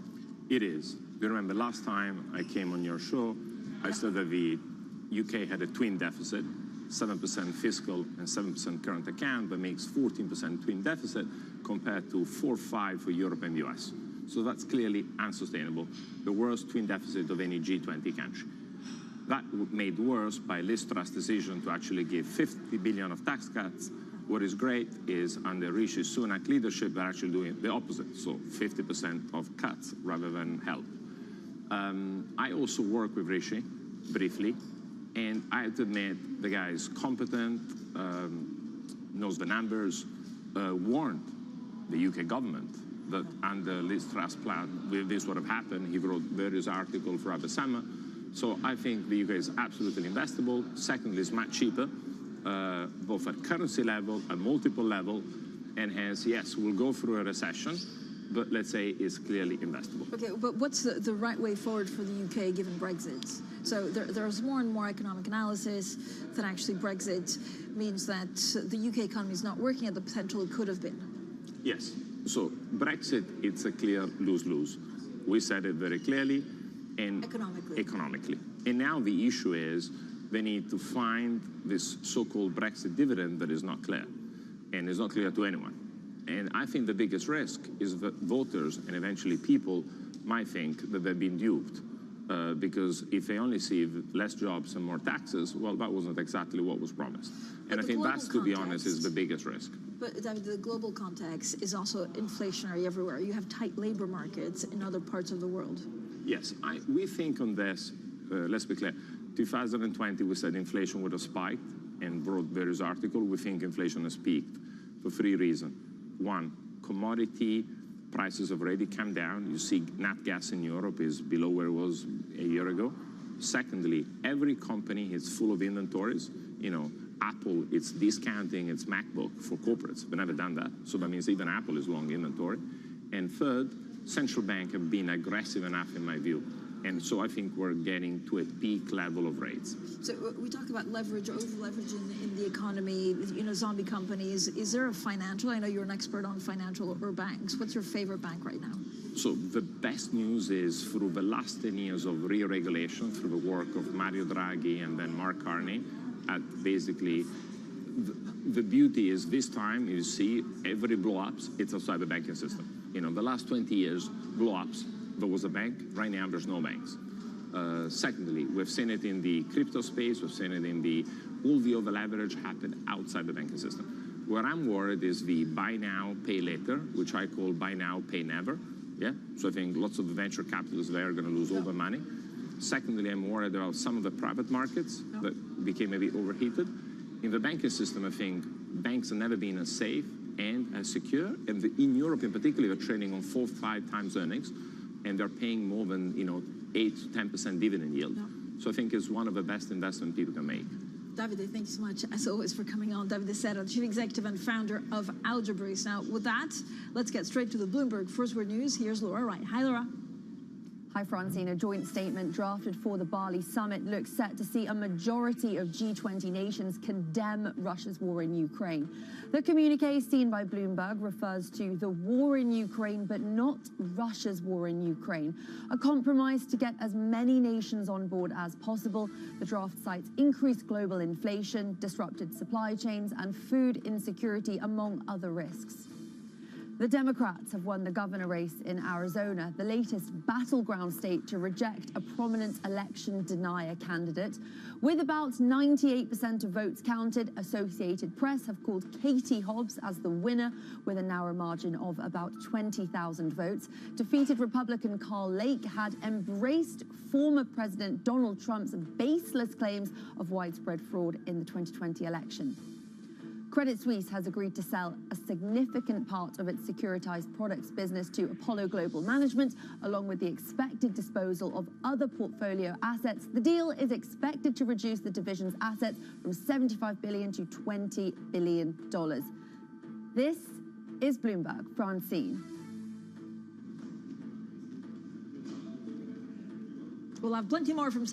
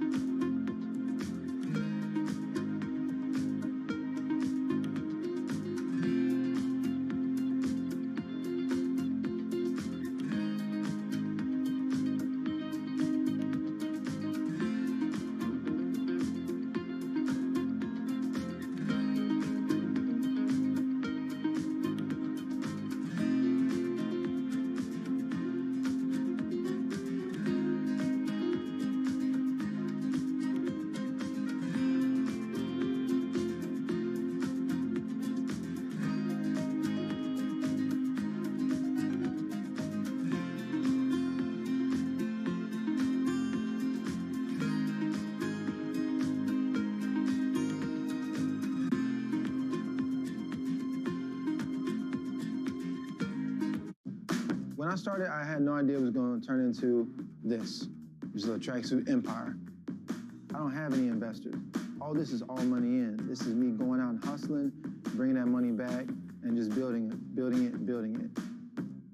You gotta think about a person that was homeless at one point, didn't really have any money coming in. The fact that this person was relentless and just determined to succeed and not let rock bottom define him as an individual.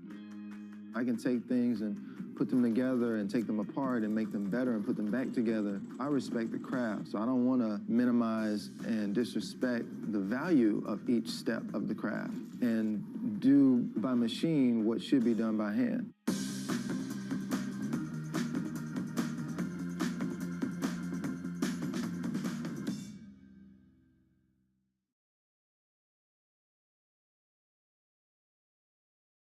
The top names in climate change are on Bloomberg. Building out local wind, local solar, hydrogen, these are solutions to not just climate issues, but geopolitical issues. We are in a position by 2030 to have 80% of all electricity generated by wind. Renewables are the safest, the cleanest, and the cheapest form of energy today, especially for countries such as Greece. Nobody covers climate change like Bloomberg, your global business authority.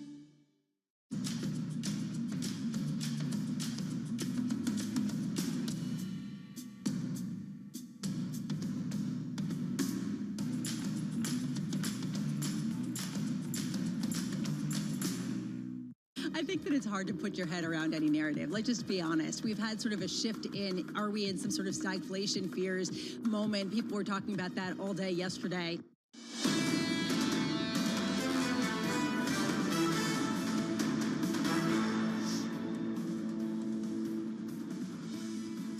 Welcome back. Here are your top stories. Easing tensions. Presidents Biden and Xi cover a range of issues during a 3-hour meeting in Bali, acting to deter a U.S.-China clash. Global stocks climb. Picking up the pieces, Binance founder CZ announces a crypto recovery fund following a massive outflow sparked by the collapse of rival FTX. Plus, I'm here at the Bloomberg New Economy Forum in Singapore, where China's vice president says Beijing is committed to a peaceful path.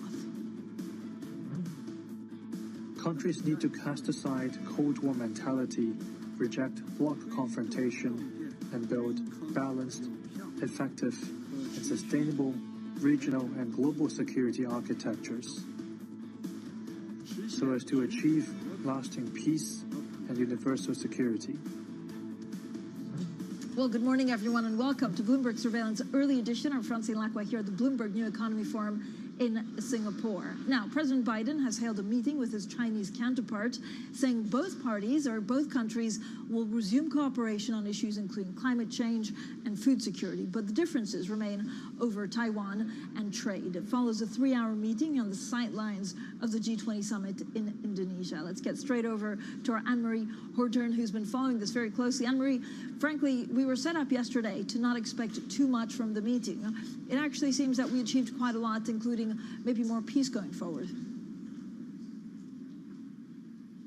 Certainly, Francine, and when the bar was set so low, they were able to exceed those expectations. What we really could read out of these readouts from the Chinese side and the American side, and also the comments the president made to us at the press yesterday, is the fact that there are these warming of ties. Most notably, there's going to be discussions between the Biden administration and the Chinese government with their counterparts on a number of issues like debt sustainability, health care, and food security. And then, of course, the president's top diplomat, Secretary of State Antony Blinken, will be making a trip to China to follow on this path. A key question, Francine, of course, you mentioned Taiwan. That is China's red line. They have made that clear. On a number of occasions during the Biden administration, the president has said he would send troops to defend Taiwan if there was an unprecedented attack. Last night, the president's language on Taiwan was that he does not see any imminent threat of an attack. But Francine, the language and the rhetoric could potentially heat up in the coming months. Congress right now is discussing this Taiwan Policy Act. It would deem that Taiwan is a major non-NATO ally, and that would certainly irk Beijing. Yeah, we understand, Anne-Marie, that there was a meeting between President Biden and President Erdogan of Turkey. This was not announced, but it's been reported by Turkish media. Was this about NATO? Yeah, the U.S. press, Francine, found out because the Turkish press found out about it from President Erdogan's people. Listen, I imagine a number of issues were on top of the agenda for this meeting. We do know that there's obviously been the U.S. objection to the Turkey buying these S-400 missiles. They announced another round in August. The U.S., Turkey, wants to buy these F-13 fighter jets from the United States. This is key for Erdogan. But we also need to remember, President Erdogan is really coming into these meetings with a little bit more power, given the fact that he has been this main conduit between the rest of the world and Russia, especially when it comes to the Black Sea grain deal. Remember just a few weeks ago, after the bombing on the bridge that linked Crimea to Russia, President Putin had said, and there was a number of incidents as well from missiles from the Black Sea, President Putin said he was going to get out of the Black Sea grain deal. And then just 24 to 48 hours later, President Erdogan was able to recoup that deal, and we did see ships leaving the Black Sea. And this food security and the fact that they're also talking about fertilizer going to 2023 is really key. And Erdogan's one of these individuals that holds the power to potentially keep this grain deal continuing. And for developing nations that are dealing with higher inflation and the threat of hunger, this is really important. So I imagine this was one of the main issues, because November 19th, that deal is up for renewal, and we do not know yet if Russia's going to sign up.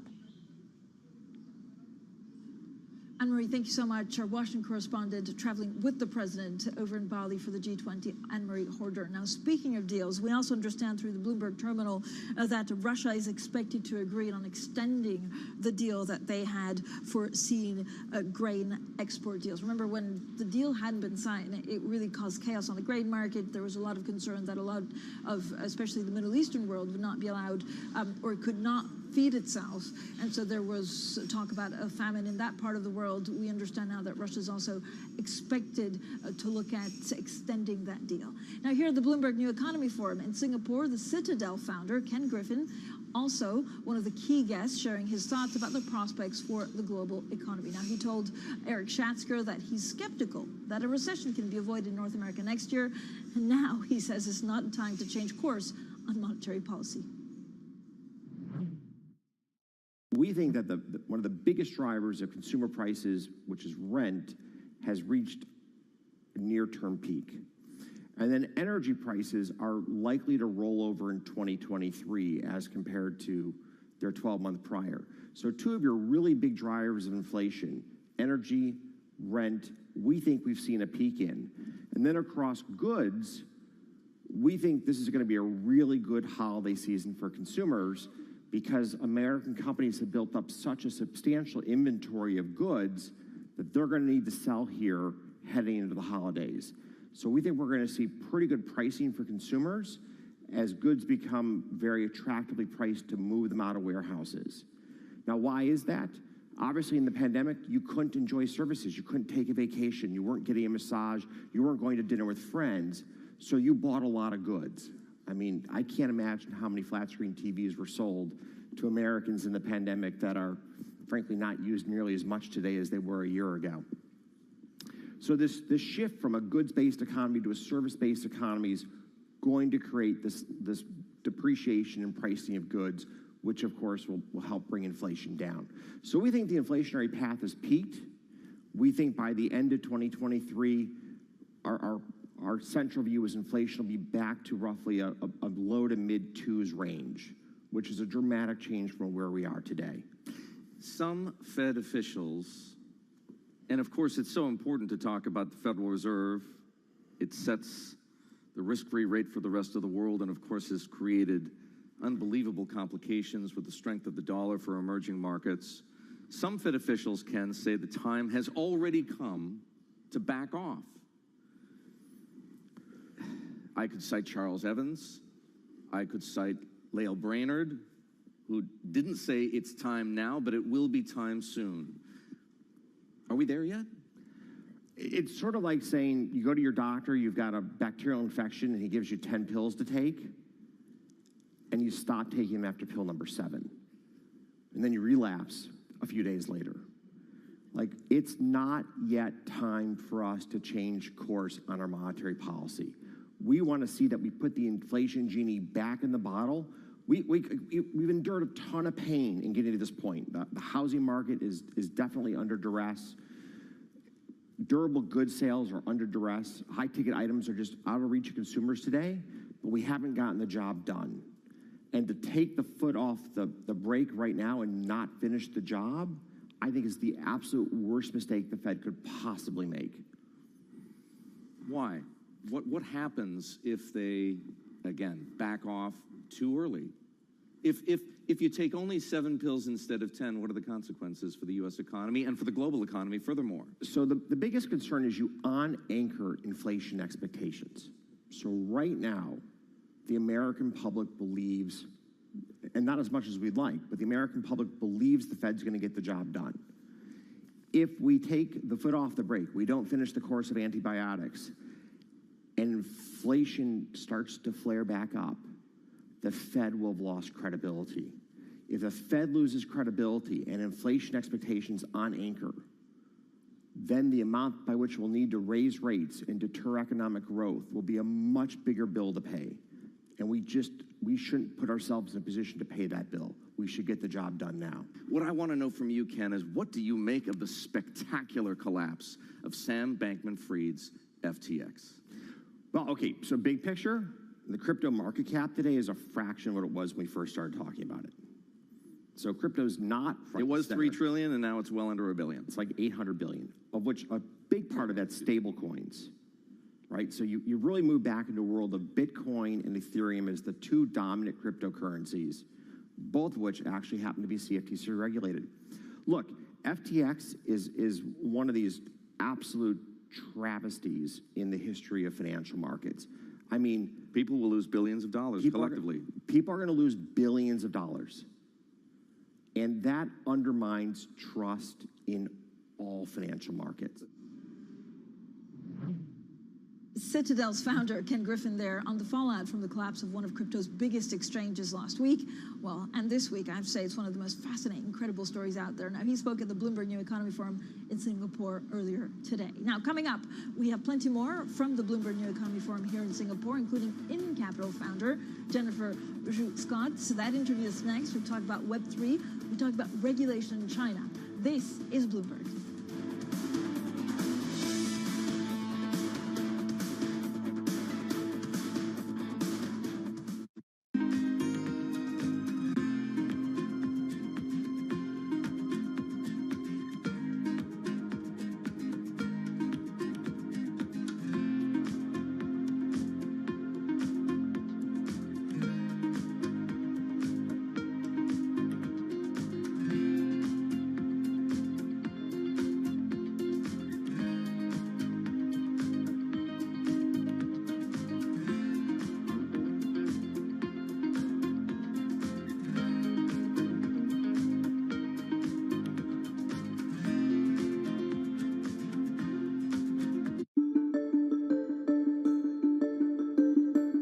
COVID has changed everything. People are changing the way they work and the way they travel. Can you explain what you mean? I think the world is never going back to the way it was fully before the pandemic. And one of the changes, I think, David, has been a change in how we work. Many people had a job at an office.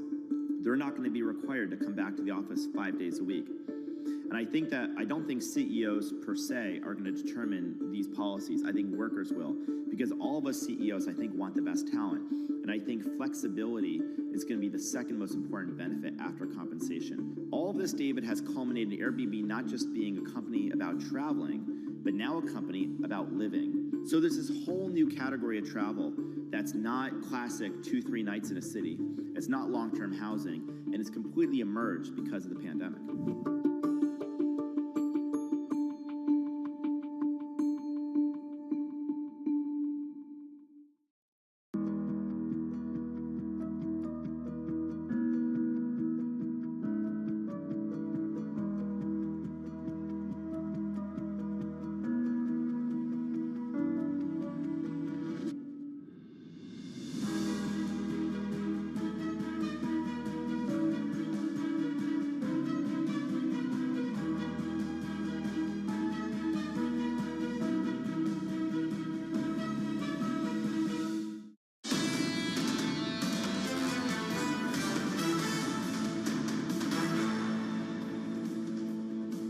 Economics, finance, politics. This is Bloomberg Surveillance Early Edition. I'm Francine Lacqua at the Bloomberg New Economy Forum here in Singapore. Now, day 2 of the 5th annual Bloomberg New Economy Forum. More than 750 top business leaders are gathering to discuss how capital can address some of the world's problems. Now, we're joined by Jennifer Juscott, founding partner of IN Capital, digital forward asset management firm focusing on Web3. Jennifer, great to speak to you. Thank you so much for coming on. There's been so much talk, actually, about Biden and Xi, the fact that maybe some of the geopolitical tensions have been taken out or down a notch. But at the end of the day, is this about technological supremacy, about two world superpowers? Thank you so much, Francine. Great to be here. I think the meeting yesterday actually exceeded a lot of people's expectation.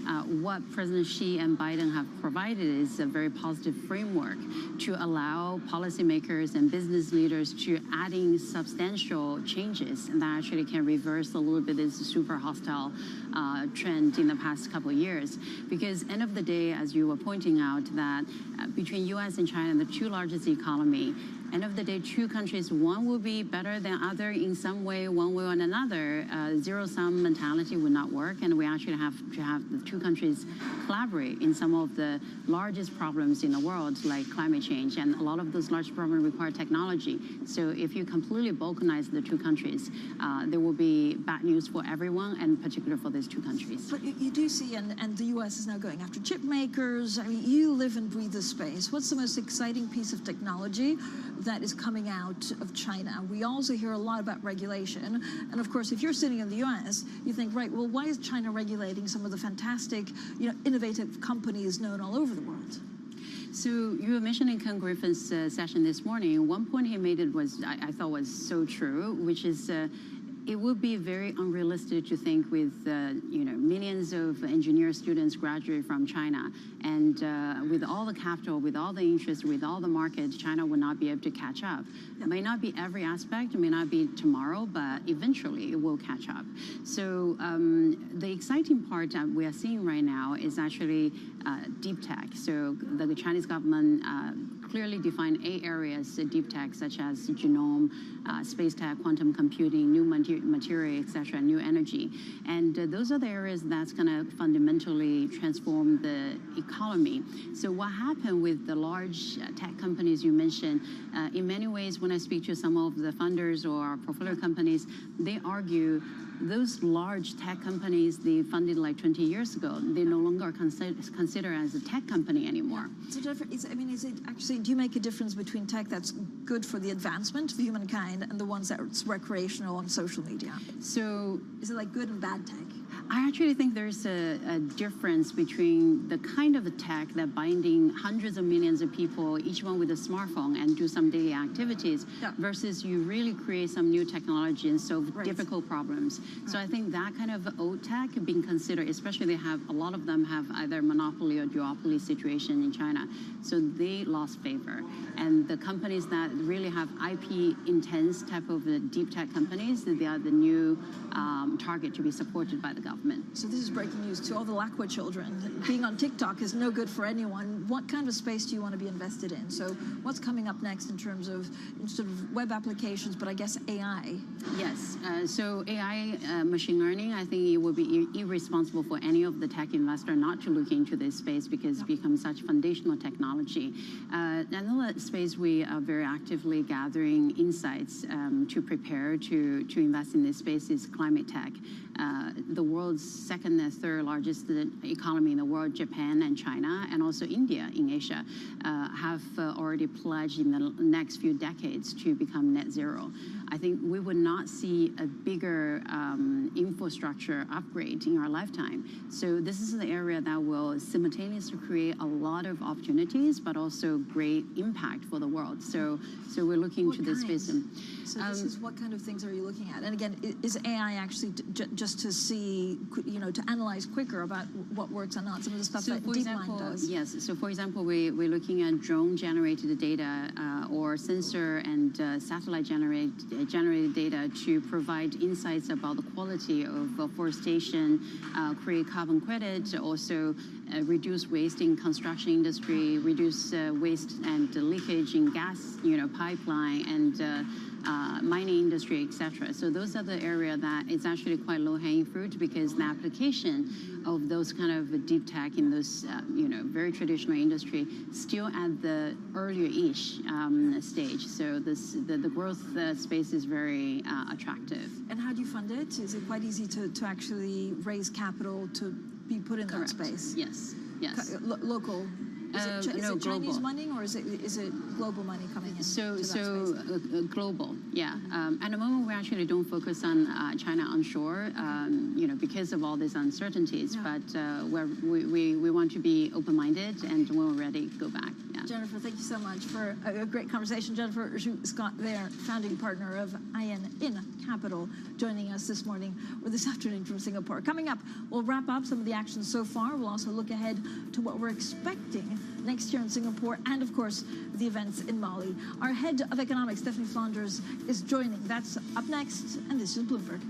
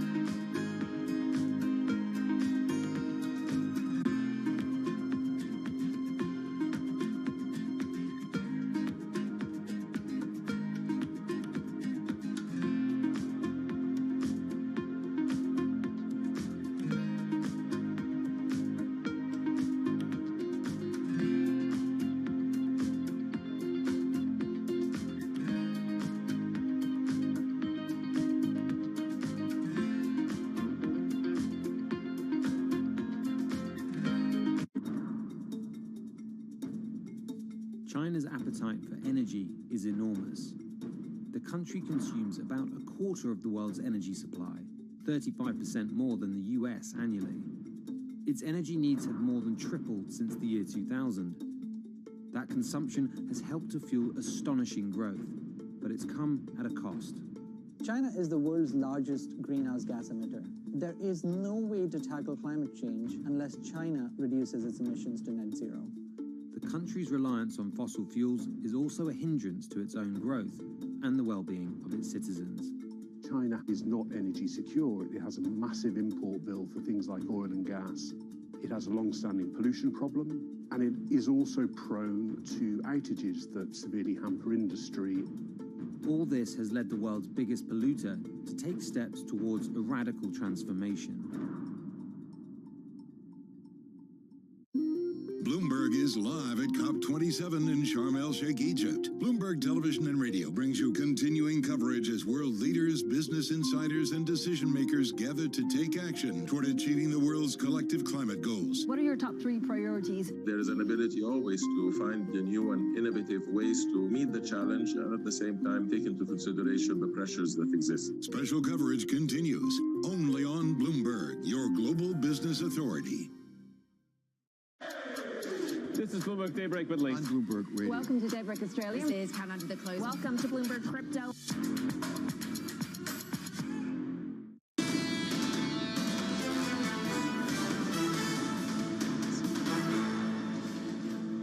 It's a momentous week over in Bali. Our reporters, of course, on the ground covering this historic G20, with which Russian President Vladimir Putin has excused himself from, while the leaders of the US and China have had a 3-hour discussion paving the way for warmer ties. Now, here in Singapore, Bloomberg's New Economy Forum, of course, is hosting leaders from across the world of business, finance, discussing everything from monetary tightening and inflation to the collapse of crypto. Well, joining us now is one of the people that puts this program together, our editorial head of Bloomberg Economics. She is the one and only Stephanie Flanders. Stephanie, thank you so much for joining us. I know you have a broad remit to look at the economy from China to Europe to the US. Which part of the world is most interesting right now? You know, I think we have had for a while the biggest question marks are about China. You know, we kind of We know the dynamic in the US, and the investors may not like the way that the Fed's moving. They may be clutching at straws and thinking about maybe that Fed pivot. But we have a basic understanding of what's unfolding there. And I think in Europe, similarly, and we may even potentially be heading, at least outside the UK, for not the kind of steep recession that we had feared before.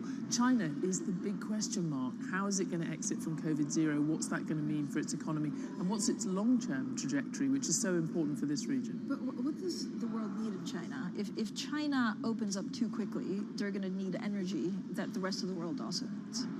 Well, no, that is a good point. I think we're not in that, we don't face that risk right now.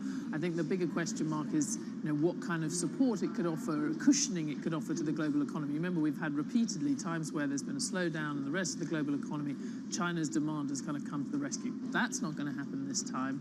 I think there is a question mark about how fast it manages to open up, and it is, we're having signals that it may open up a little bit quicker. You're quite right, though. At Bloomberg Economics, we've been sort of thinking about the potential inflation impact of that better outlook on the COVID-0 front.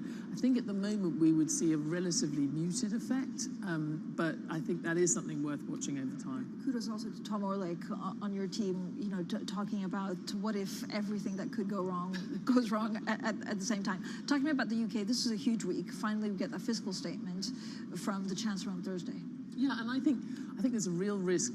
People question, what's the credibility cost from Trussonomics, from the fiasco we had under the Truss regime and the Kwarteng mini budget. I think the real risk is of overdoing it, that the Chancellor is going to feel under pressure to choose it as a kind of fiscal virility test, that you have your £54 billion, your kind of 2% of GDP of tightening. It's not clear. You don't see lots of other European governments who've also had a rise in borrowing costs, have probably also had a hole open up in their fiscal accounts. You're not seeing them scurrying to fill it.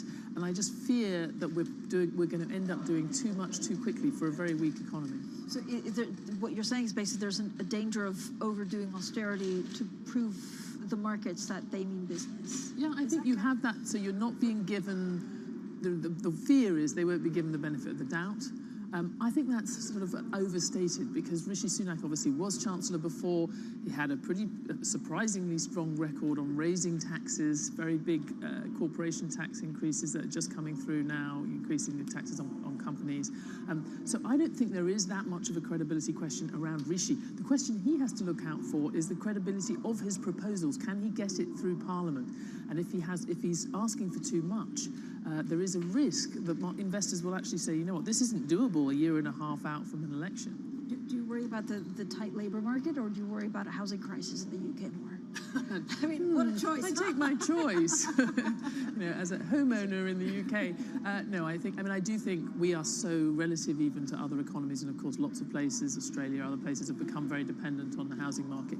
We are perhaps uniquely vulnerable, so I think that has to be front and centre. In London, every other shop, it seems often is a real estate company. We are hugely dependent, and if those higher interest rates come through, people start renegotiating, refinancing at maybe treble the rate they had before. They're going to fail affordability tests.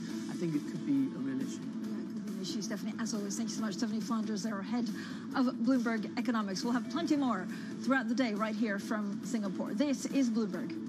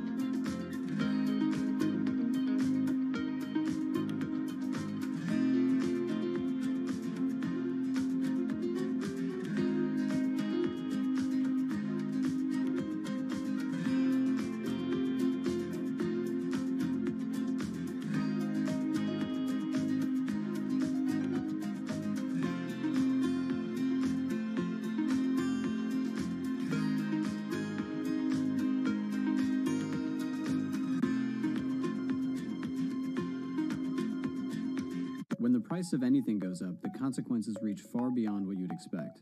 But perhaps most of all, when it comes to food. In 2010, surging food prices helped spark the Arab Spring.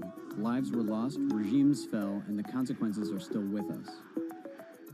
Once again, food prices are rising, and fast. Energy costs, broken supply chains, and surging demand were just some of the factors that have driven food prices to their first record high since the Arab Spring. And that's all before a war between two of the world's biggest food producers. Ukraine is called the breadbasket of Europe, and taken with Russia, the two account for about a quarter of global wheat trade. They produce more than half of the world's sunflower seeds and oil, nearly 20% of the barley. Now throw in rising energy prices, and processing, transporting, even refrigerating food gets more expensive. Plus, fertilizer production is extremely energy intensive. Less fertilizer means lower crop yield, and prices rise even more. The pandemic revealed how complicated and fragile global trade systems are. Global agriculture, perhaps even more so. Unlike metals, for example, food goes bad. And crops take months to grow and are vulnerable to unpredictabilities like the weather. Rising food prices will be felt everywhere, but the poorest countries in the world will be hit the hardest. And as all these factors compound, the real fear is that record high will lead to record high, and ultimately to a global food crisis with vast consequence. Lots happening on Wall Street. I think Jay Powell said things that were indefensible.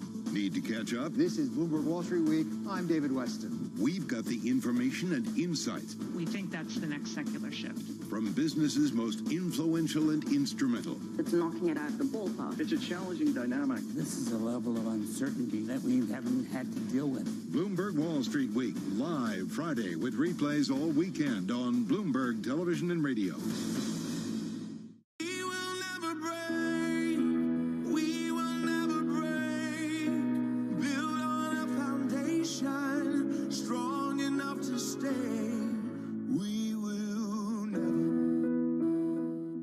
Why do the biggest names in business choose Bloomberg? That is a great question. It's a great question. Great question. Great question. Best question I get all night. Bloomberg, top experts, great questions.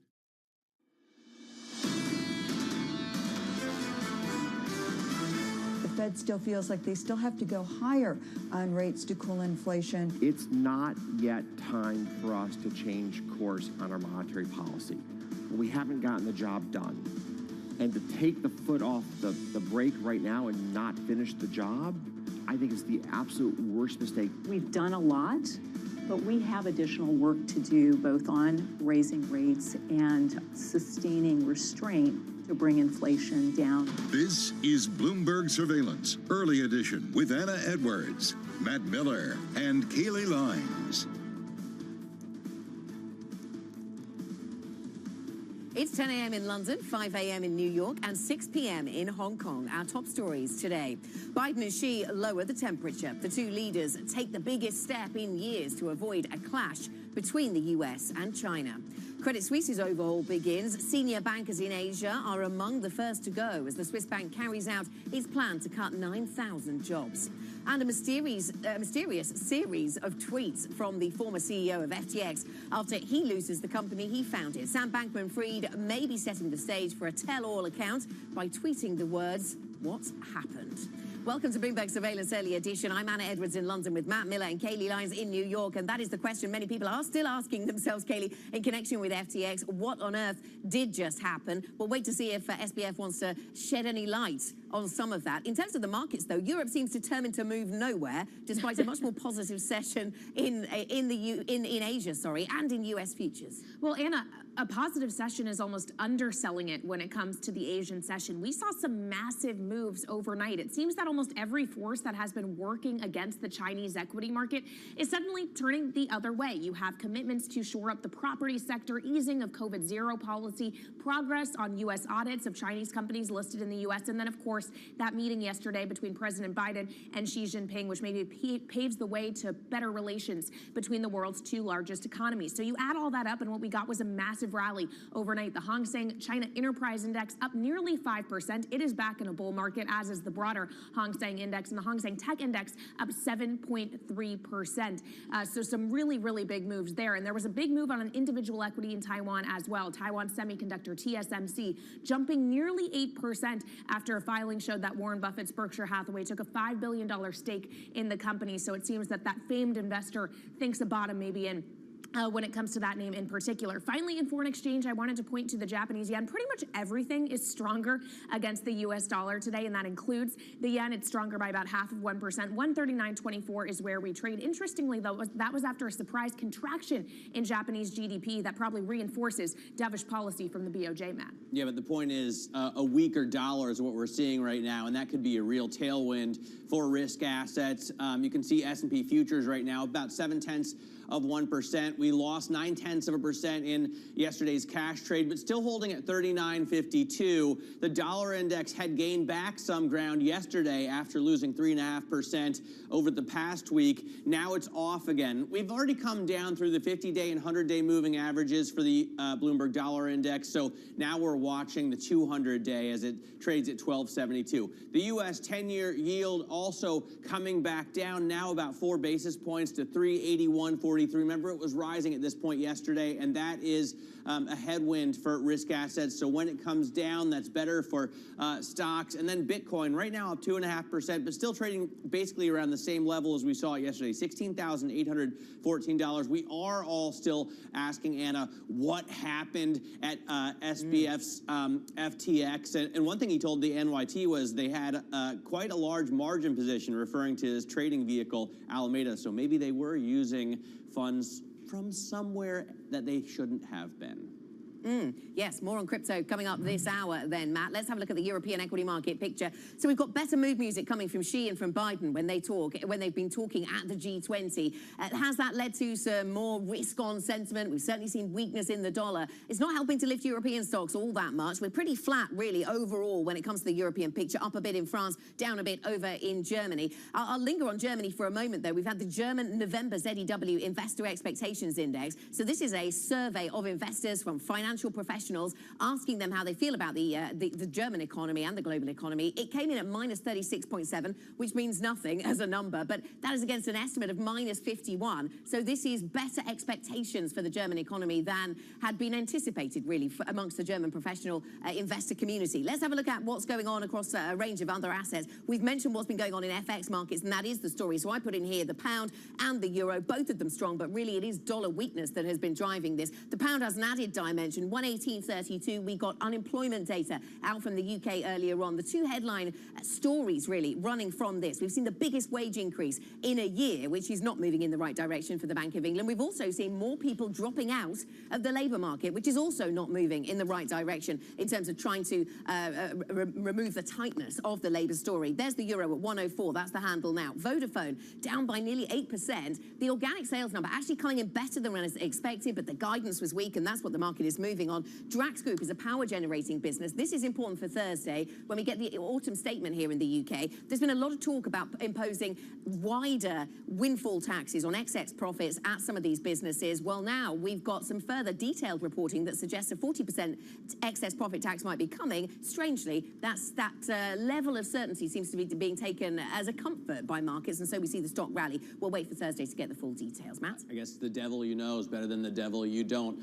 Let's get to Bali right now. President Biden and Chinese leader Xi Jinping have agreed to a series of goodwill gestures after a 3-hour meeting on the sidelines of the G20 summit in Indonesia. The two sides will resume cooperation on issues including climate change and food security, but differences remain, of course, over Taiwan as well as trade. Catherine Tai, U.S. Trade Representative, spoke on the talks at the Bloomberg New Economy Forum in Singapore. President Biden made clear that the United States will continue to vigorously compete with China, including by making investments at home. And you've seen the Inflation Reduction Act, the CHIPS and Science Act, and by aligning with allies and partners where we have shared interests and challenges. Emery Horder is Bloomberg's Washington correspondent. She is in Bali right now for the G20 talk. So, Emery, what do we know about the olive branches being passed back and forth between the presidents of the U.S. and China? Well, listen, Matt, the bar was very low going into this meeting. There was no supposed to be a joint communique or deliverables. We had separate statements, but it does look like one key win for the Biden administration was the fact that in the U.S. statement, it said that China and the U.S. both are concerned and do not want to see nuclear force on the European continent. So there does seem to be this nod from China that they are growing uneasy from the rhetoric coming out of Putin in Moscow. The other big takeaway, of course, is the fact that we are seeing a warmer of relationships in the sense that senior key Biden administration officials will be working with their counterparts on a number of really important issues at this moment, like debt relief, like food security, like climate change. And then, of course, the president's top diplomat, Secretary of State Antony Blinken, will make a trip to China to follow up on these discussions. So you can see the temperature has certainly taken a step lower after what we saw over the summer when they really hit an all-time low after Speaker Pelosi's visit to Taiwan and what we saw from Beijing, which was pulling out of a number of discussions with the United States, but also provocative military drills in the Taiwan Strait. Anne-Marie, give us some further updates on what's going on there at the G20. Admiral John Kirby, Coordinator for Strategic Communications at the U.S. National Security Council, I know spoke with you earlier on a variety of topics, including the war in Ukraine. So let's listen to that. Clearly has no indication or no inclination to sit down and negotiate, and quite the contrary. You know, he's buying drones from Iran. He's establishing martial law in these so-called annexed territories, which obviously they don't belong to Russia. And everything he's doing says he's doubling down in terms of trying to extend this conflict. Admiral John Kirby, speaking to you a little earlier, Anne-Marie, put that conversation in some context, and also worth noting that the Kremlin just saying that Russia will continue its military operation in Ukraine, the operation that many in the world call a war. Many at the G20 would call a war, but that word might not, well, it might not be called the Ukrainian war in the G20 communique if we get one. Yeah, that's right. Russia's invasion of Ukraine, Anna, is just completely overshadowing all the talks here. And it's the main driver behind the bilaterals and the meetings on the sidelines you are seeing here at the G20.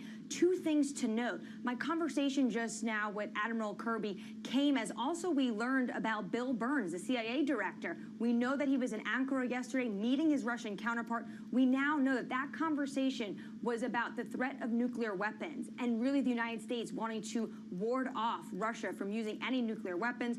Also likely to be discussed was the two Americans detained, or high-profile Americans detained in Russia right now, and that's former Marine Paul Whelan and WNBA star Brittany Griner.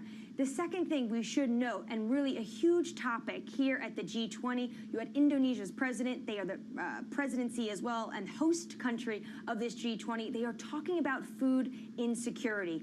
And there's a great Bloomberg scoop just out 15 minutes ago about the fact that Russia does seem willing to extend the Black Sea grain deal past November 19th. This was a critical question coming into the G20. Will they allow for that? And President Biden recently met with Turkey's Erdogan on the sidelines. Food insecurity was discussed. Turkey has been a key player making sure that is through. So that is one optimistic takeaway from this G20 because that has really affected the most porous and developing countries around the world. All right, Bloomberg's Anne-Marie Horder reporting from Bali. Thank you so much. Meanwhile, here at home in domestic political news, former President Donald Trump has said he will make a big announcement in Florida tonight. He is widely expected to make another run for the White House in 2024. But of course, his grip on the Republican Party, a question mark at this point, as several candidates he endorsed lost in the midterms, including news overnight that Carrie Lake, the Republican gubernatorial candidate in Arizona and a 2020 election denier, lost her race. Moving on to other business news now, Credit Suisse agreed to sell a significant part of its securitized products group to Apollo Global Management. The deal will help cut back a business that soaks up capital. Let's get more with Bloomberg's Danny Berger. So, Danny, they're making moves.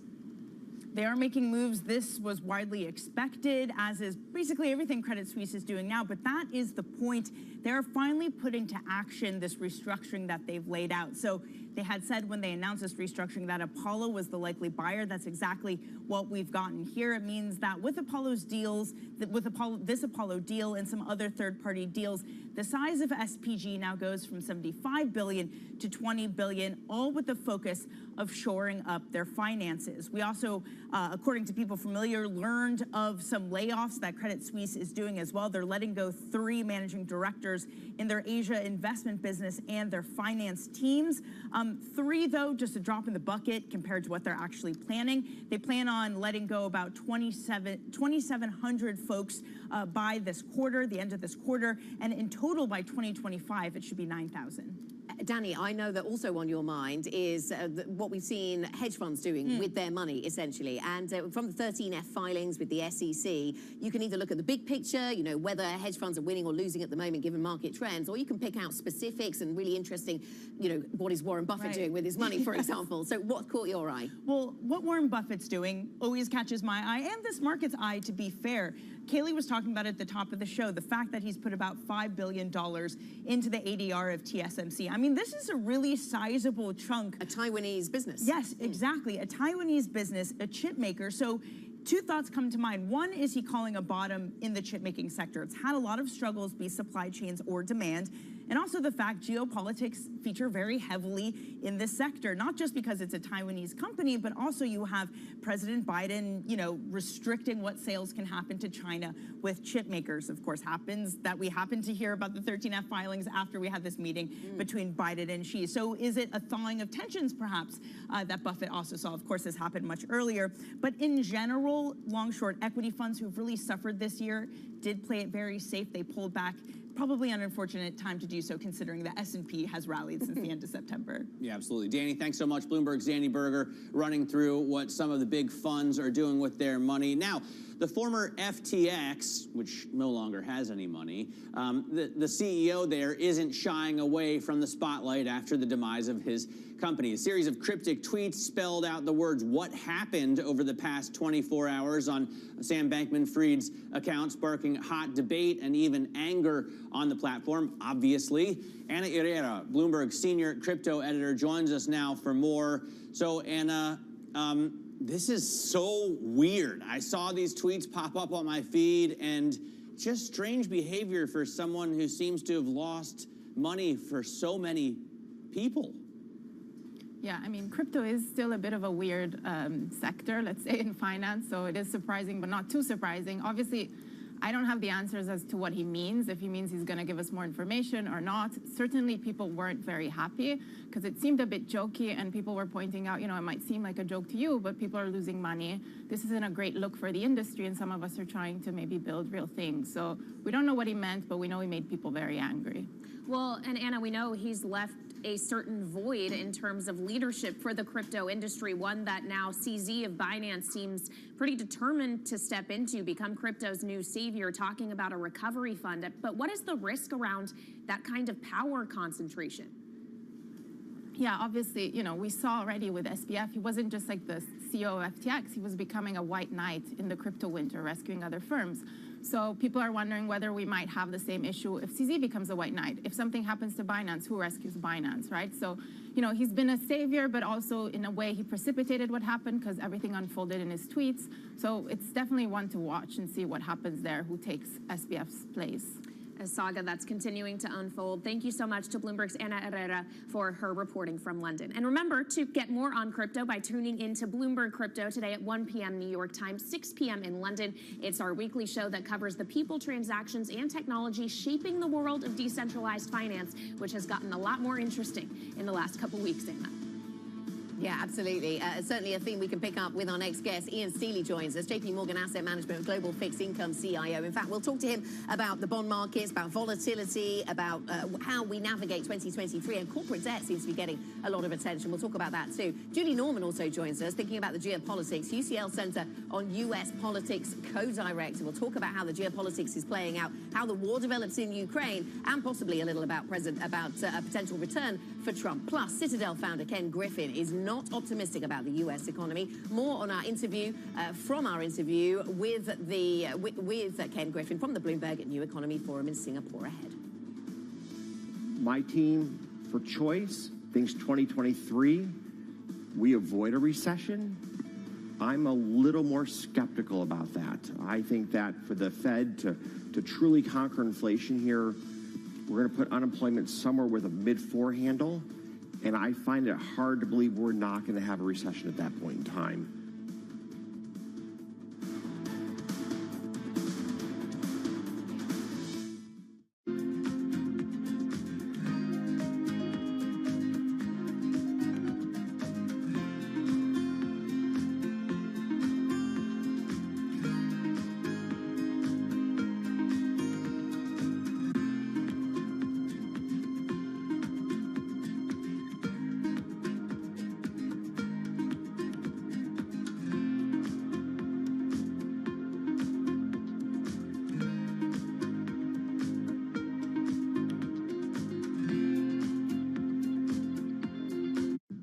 When I started, I had no idea it was going to turn into this, which is a tracksuit empire. I don't have any investors. All this is all money in. This is me going out and hustling, bringing that money back, and just building it, building it, building it. You got to think about a person that was homeless at one point, didn't really have any money coming in. The fact that this person was relentless and just determined to succeed and not let rock bottom define him as an individual. I can take things and put them together and take them apart and make them better and put them back together. I respect the craft, so I don't want to minimize and disrespect the value of each step of the craft and do by machine what should be done by hand.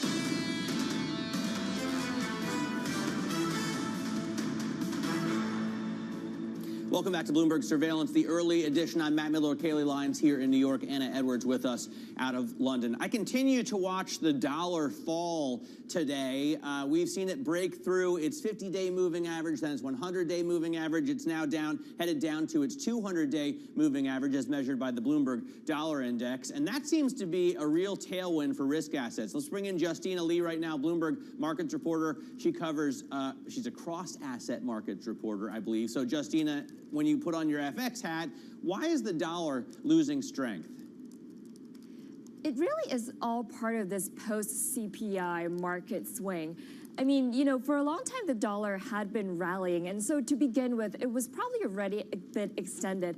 And now we have kind of like two factors influencing that. I mean, on one hand, you kind of have hopes of a Fed pivot. Of course, we kind of got a little bit more, you know, speculation in that direction after comments from the Fed vice chair yesterday. But on the other hand, you also have news of China reopening. And so that is also supporting risk assets and kind of increasing this appetite for currencies other than the dollar. Yeah, good morning to you, Justina. So you've got both of those things in the mix. You've got all the news flow surrounding China, and it comes so quickly. We've got property, we've got a pivot perhaps on COVID. We've got better mood music between Xi and Biden. How much do you think those things are going to be in the driving seat as we move towards the end of the year? Are we still glued, of course, to the Fed narrative? Right, I think the China headlines have been really helpful. Of course, we kind of didn't get any signs of easing for a really long time. So I think investors are kind of in this sweet spot now where they're a little bit less worried about tightening, but at the same time, there are no strong indications yet that we're, you know, heading for a recession. But of course, a lot of people like to talk about the lag effects of monetary tightening. So it could still be that we're, you know, we're headed for slower economic growth. But for now, it seems like, you know, markets are having having a great time with, previously speculative stocks coming back up again. Yeah, back to bull market in some measures of stocks in Asia, some exchanges in Asia, and not far from bull market on some European markets as well. Justina, thank you very much. Bloomberg's Justina Lee with the latest on the markets. And for more market analysis, you can check out MLIV Go. That's the function to use to find the Markets Live blog on the Bloomberg terminal. This is Bloomberg.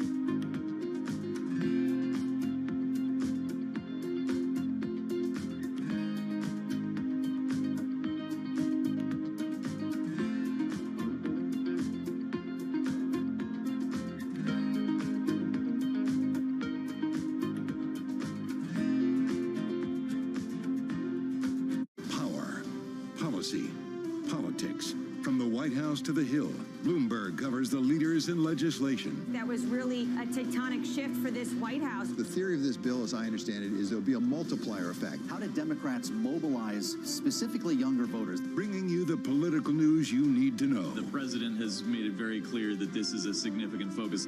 For the intersection of Wall Street and Washington, nobody covers politics like Bloomberg. If you do any kind of business in this country, there's a pretty good chance that you're going to see that business registered in Delaware. Why? Because that's where you do it. And our point was Wyoming can be that venue for blockchain enterprise, for crypto. It's not the Wyoming way to sit around and wait for change. We want that independence, we want that freedom, we want that individuality. And that's a common theme that brings together bipartisan support for this in Wyoming. We want to make sure that people understand, especially in Wyoming, but as the United States as a whole, this trend is coming. It's not going to stop. This is more of a small town that's growing into what I would call the cryptocurrency version of Silicon Valley. It's the philosophy of that rugged individualism, the independence, and the ability to really get things done for yourself and control your own destiny. You get that from a blockchain, and you don't get that without it.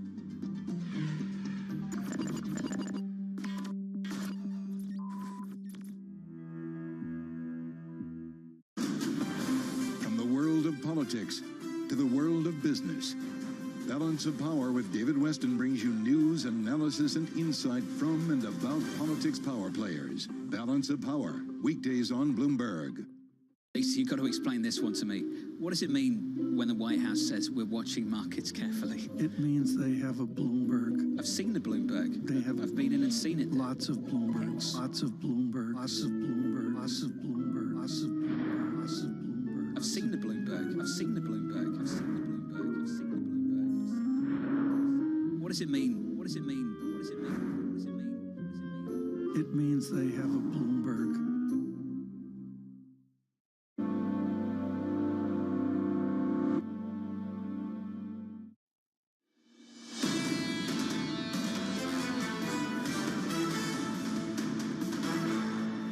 This is Bloomberg Surveillance Early Edition. I'm Kaylee Lines with Matt Miller in New York and Anna Edwards in London. Now keeping you up to date with news from around the world, here's the first word. The U.S. and Indonesia have announced a climate finance deal providing $20 billion to help Indonesia pivot away from coal power. The Biden administration calls it the largest single climate finance transaction ever. It will be outlined at the Group of 20 summit in Bali.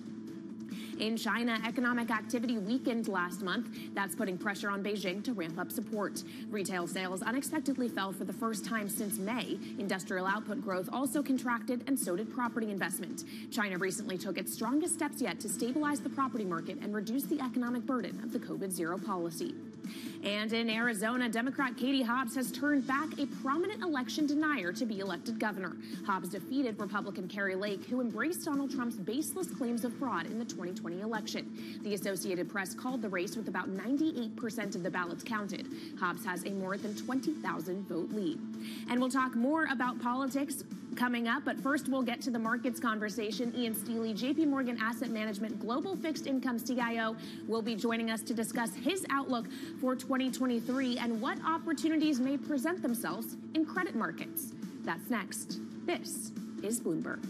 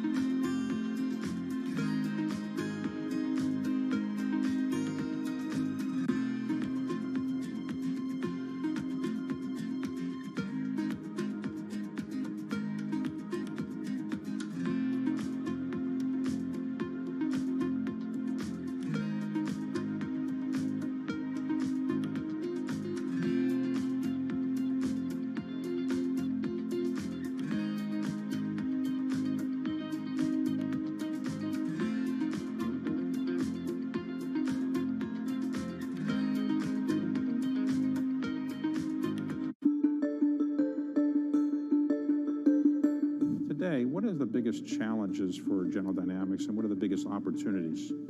So I think in any business, the challenges are solving complex problems that come to you.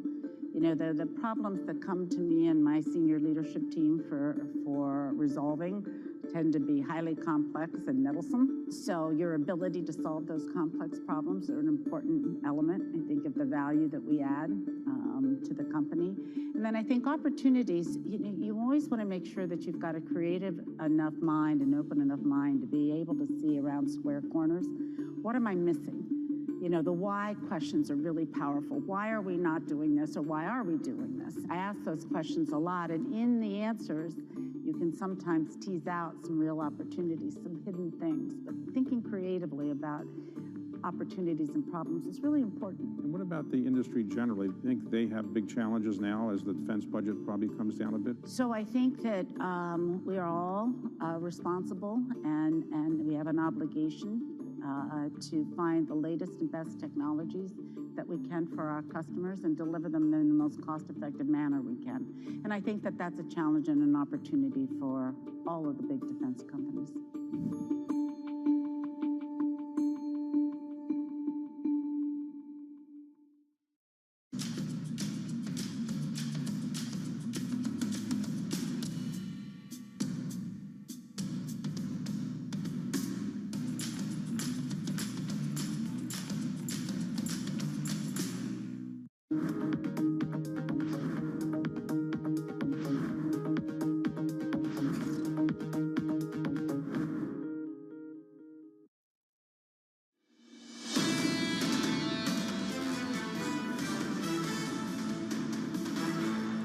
This is Bloomberg Surveillance Early Edition. Here's what you need to know.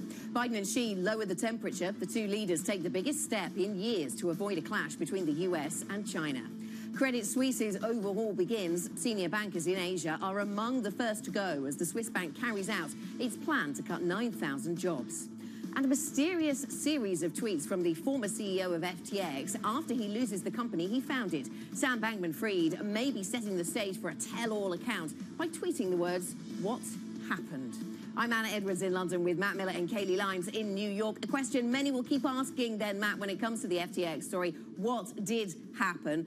But right now, we're confronted by markets where risk appetite seems to have improved. Yeah, we're looking at some tailwinds in the market, and you can see that illustrated by S&P futures, now up about 0.7%. We did close the day yesterday down a little bit, but still at 39.52, so relatively high levels. Remember, the strategists are forecasting in a Bloomberg survey 4,055 on the S&P by the end of the year. So we're almost there. Bloomberg U.S. Dollar Index coming down. This is one of the tailwinds. As we see the dollar get, losing strength, that really helps stocks. The same is true with the 10-year yield. As it comes down, that really helps the argument to put your money in stocks instead of debt, although we're going to talk about debt in just a moment. Bitcoin also gaining right now 2.33%, still the same level it was yesterday at 16,773. So still below 17,000, but not as bad as maybe you would have expected if I had told you last week that one of the biggest exchanges in crypto was going to go completely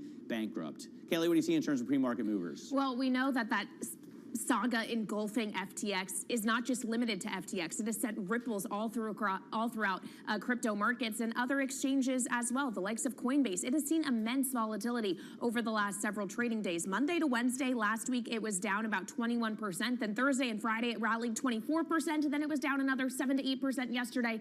And today it's back up about 2.8% in pre-market trading. So definitely a name we continue to watch. And Robinhood has followed a similar pattern. Of course, FTX had taken a large stake. There was a question of whether it was going to try to take it out. It has seen incredible amounts of volatility as well, but is higher by about 3% in pre-market trading. Then another basket of stocks that is higher as a group is really just Chinese technology companies that have listings here in the U.S. Following on from the big rally we saw in the Asian session overnight, there's progress on audits, progress on relations between the U.S. and China after the Biden-Xi Jinping meeting, progress on COVID-0, and just supporting the Chinese economy overall. So as a result, the likes of Alibaba up 11% before the bell, and JD.com higher by about 8% as well, Anna.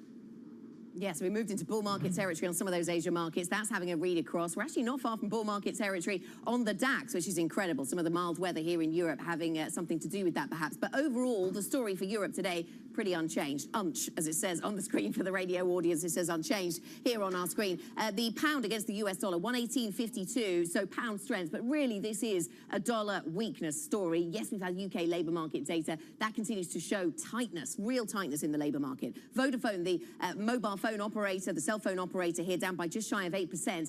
The company's backward-looking numbers on organic sales, they were better than anticipated, but the guidance was the thing that's weighed on the stock. And Drax Group, a power generation business, this whole sector bouncing today. Interestingly, we've seen the sector under pressure on plenty of talk about whether we'll see a windfall tax on excess profits for this sector. And then just overnight, we got some firmer reporting that suggested, yes, we might see that come Thursday. It might be a 40% tax. We'll wait for the details, and we don't have the facts yet. We'll have to wait for the autumn statement on Thursday, but the market responding to a little bit of certainty, it seems there, Matt, and sending that sector higher. Yeah, it's good to have some certainty, I guess, rather than no certainty, right? Uncertainty is the enemy of an investor. Joining us now, or obviously offers opportunity if other people have uncertainty. Joining us now to talk about fixed income is Ian Steely, JP Morgan Asset Management Global Fixed Income CIO. And Ian, it's great to have you on because a lot of people are talking about the opportunities in your space. In fact, Matthew Mish from UBS put out a note last night that caught my eye. He says it's a once-in-a-decade opportunity in 2023, but timing is everything. What do you think is the most interesting opportunity out there? Yeah, good morning. I think it is definitely a good opportunity because it seems to be that everyone's looking at bonds being back as an argument for 2023. We've obviously seen this huge repricing over the course of this year. If you look at global ag indices down 3 times what we've had on the previous worst year since the index has been created. And everyone's now starting to look at an environment where central banks are, I'm not going to use the word pivot, but they're maybe looking at pausing. They're at least looking at slowing down the pace of hikes. We've obviously had a good inflation print, although still very high, but a good, I guess, direction last week out of the US. And now people are thinking, actually, given this repricing, is it time to start buying back into bonds? And I do think that 2023 is going to be a really good opportunity to be owning fixed income. By the way, in terms of central banks pausing, does the U.S. get there first, fastest to the finish line and done with the race, and then BOE and the ECB and everyone else have to catch up? I think so. When you think about what's happened over the course of this year, the Fed obviously have been much more aggressive than both the BOE and the ECB. And they've also got inflation coming back down, and we'll see what happens in the UK tomorrow. But inflation probably hasn't peaked yet, or maybe it peaked last month. Obviously, in Europe, we all thought it might have peaked a couple of months ago, and then we had that blockbuster print. So there's definitely a difference in inflation dynamics between what's going on over here in Europe and the US. And I think the Fed, having done a lot of heavy lifting already, probably do have the ability to at least slow down and take a pause and see what's going on at some point early next year.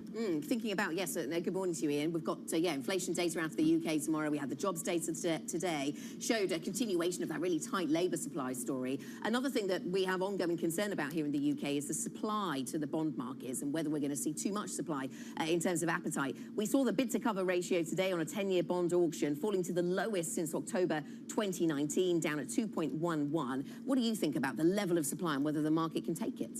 So I think two things. Firstly, historically, this is going to be a large level of supply. We've obviously got to contend with QT at the same time. So that is going to give challenges. But in a sense, the market's aware of this. We know there's a lot of supply coming. We know we've got to deal with the Bank of England looking to also reduce its balance sheets. I think what's going to be more important, and again, we'll hear more at the autumn statement, but I think it's just confidence in markets. That's what the gilt market is really looking for. They're looking for a statement that isn't going to disrupt, as we saw a couple of months ago.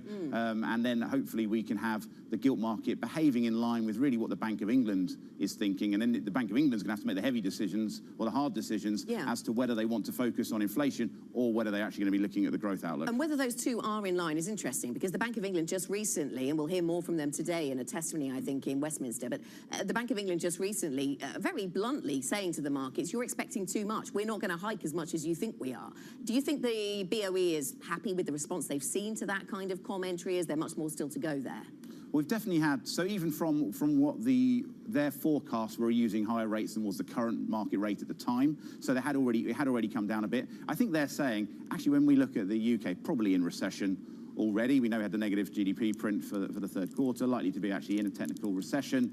Is that really an environment when we're going to continue to do these elevated hikes, these oversized hikes? I think that's what they're pushing back on.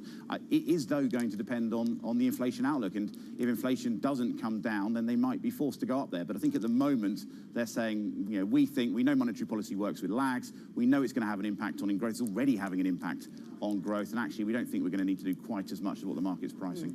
What about the impact on corporate health, Ian? I mean, how high is default risk this cycle?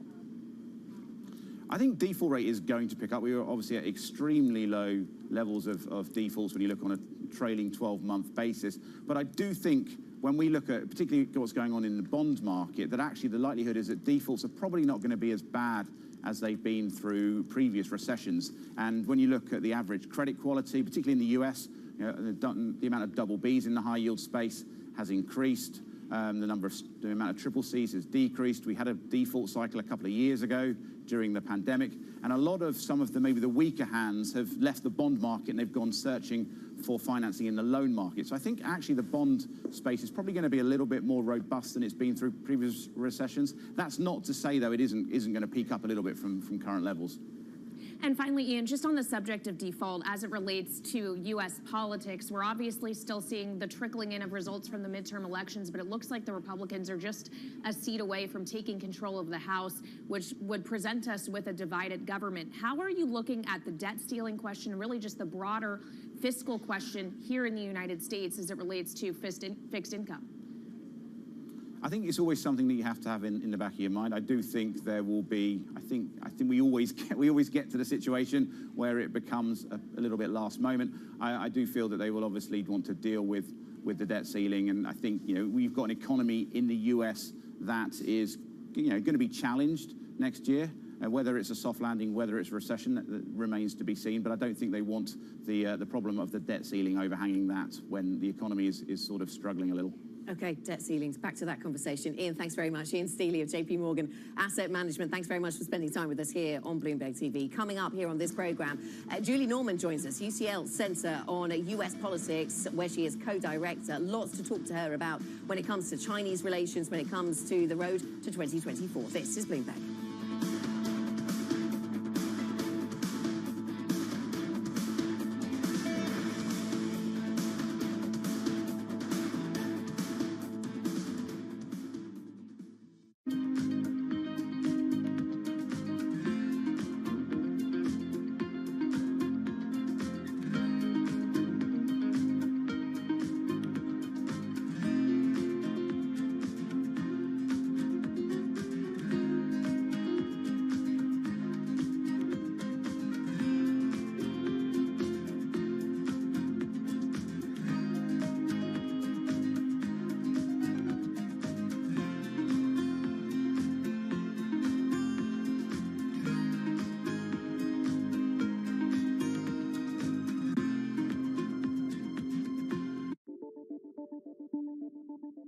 think of when you think of a battery? For most, it's what we use to power devices for both work and play, and maybe even your car. Over the past few decades, they've gotten way more powerful, long-lasting, and affordable.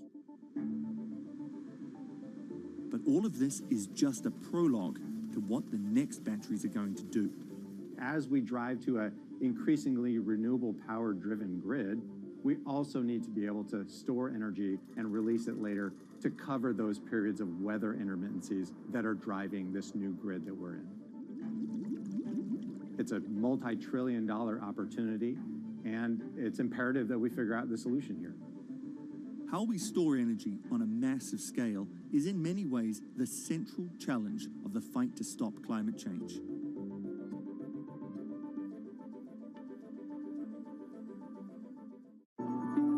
The difference between endless research and a winning strategy. To improve your firm's productivity and profitability, Bloomberg Law combines the latest in AI-powered tools and in-depth analysis to accelerate the research process. To grow your practice and make better use of your valuable time. The difference is Bloomberg Law.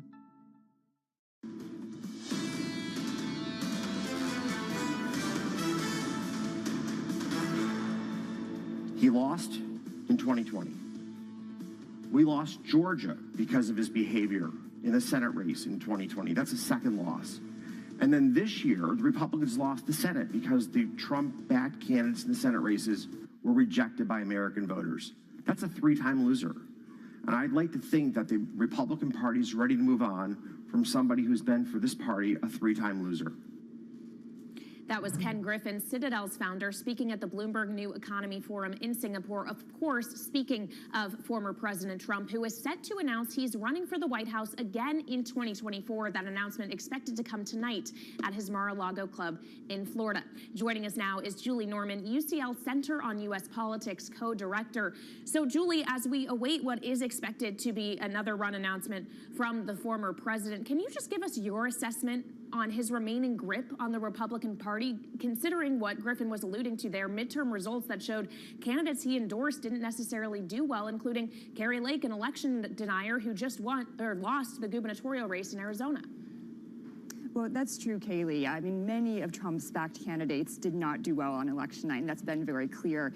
It's important, though, that many of his candidates did still win, and even with the losses, I think Trump will still try and leverage this as much as possible to his advantage. You know, he will kind of cast the blame on others, almost say it's because he was not on the ballot that the party had a less than successful night, and will, you know, just try and leverage this for himself. I think he will also try and set himself up almost as an underdog as the momentum around DeSantis builds. Obviously, DeSantis had a great night on Tuesday. For the first time this week, he did edge a little bit over Trump in the polls for who voters want for a candidate in 2024. Again, he's going to ride that bump. I think Trump is going to come out swinging at that and really try and set this up and take the headlines back to himself as of tonight or as soon as possible. Well, of course, Julie, before we can get to 2024, we have to get to January when the new Congress will begin its session, and it is looking like Republicans will have a very narrow majority in the House. A divided government, realistically, is what we're looking at. Can anything be accomplished before then in the near term, be it legislation on gay marriage, on codifying Roe v. Wade, on the debt ceiling? Do you see any opportunity in the lame duck session?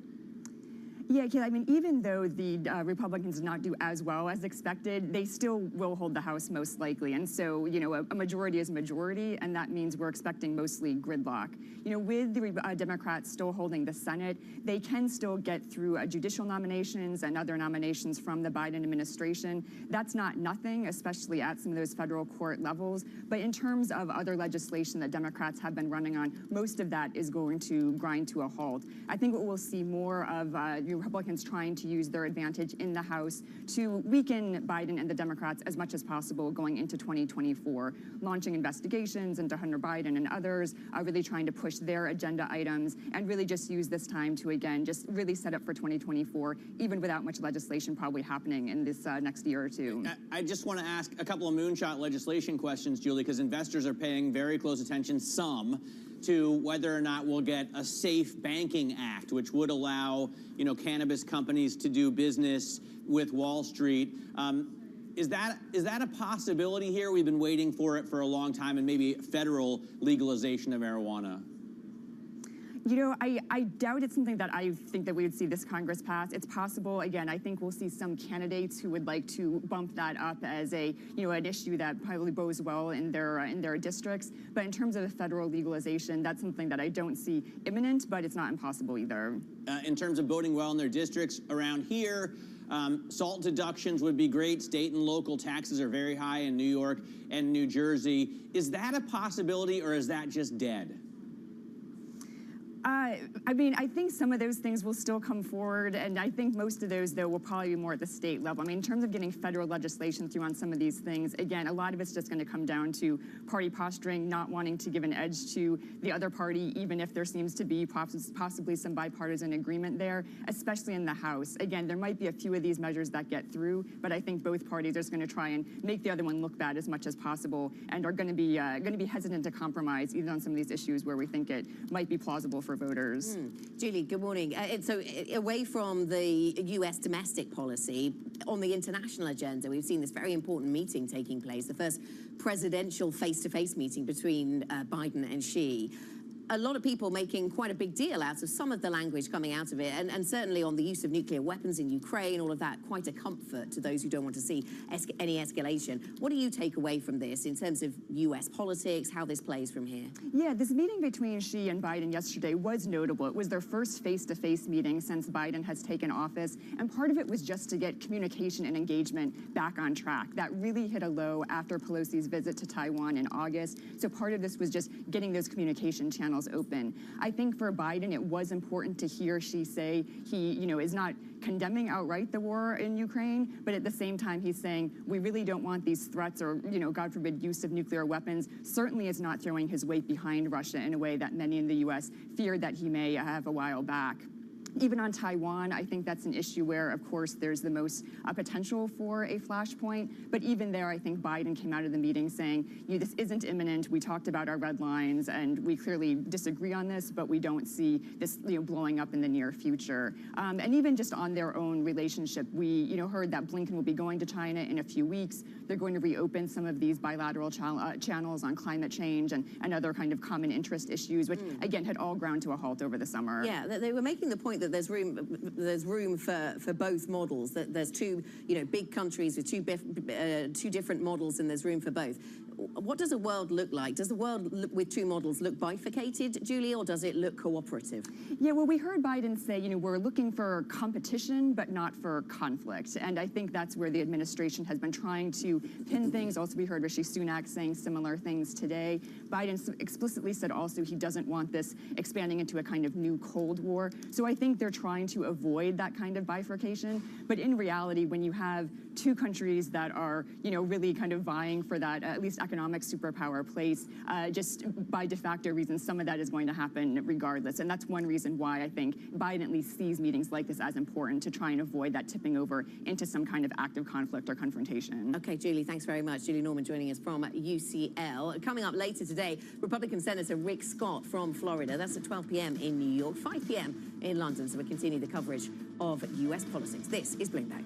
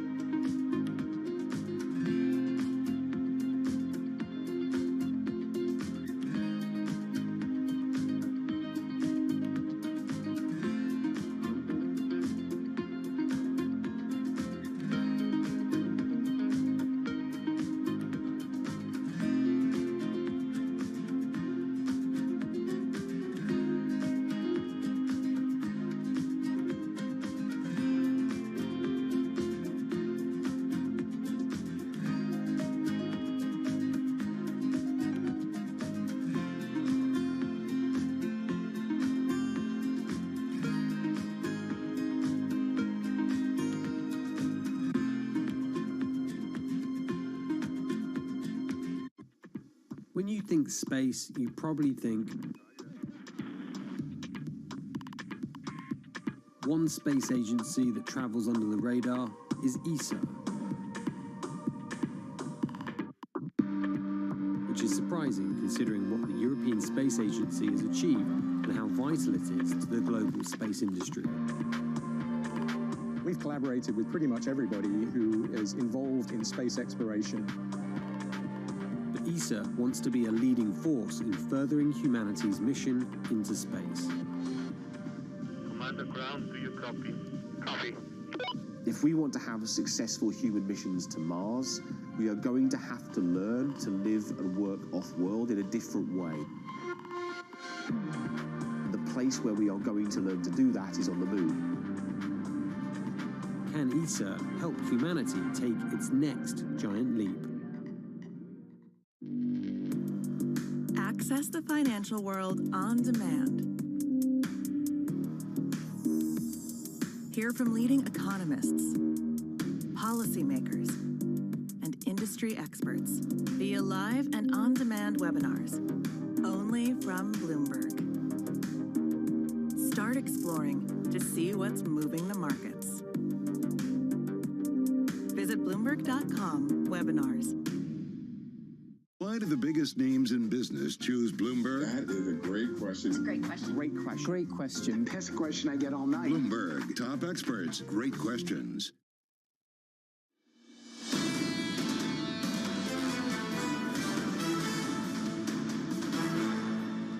I would say we're at the beginning of a bridge-building effort. Countries need to cast aside Cold War mentality, reject bloc confrontation. If before it was 8 out of 10 in terms of, shall we say, the heat factor, we may have brought it down to 7. I think ultimately these are the two largest economies in the world. They have to figure out a way to work together. They're so interdependent.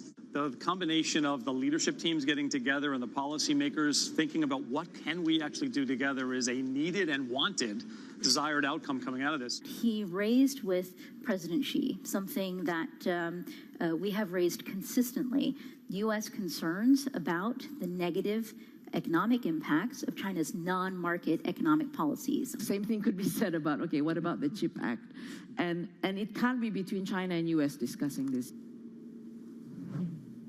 Those were a few of the highlights from Bloomberg's New Economy Forum in Singapore, which is still taking place over the course of this week. But let's take a look at what else is coming up today.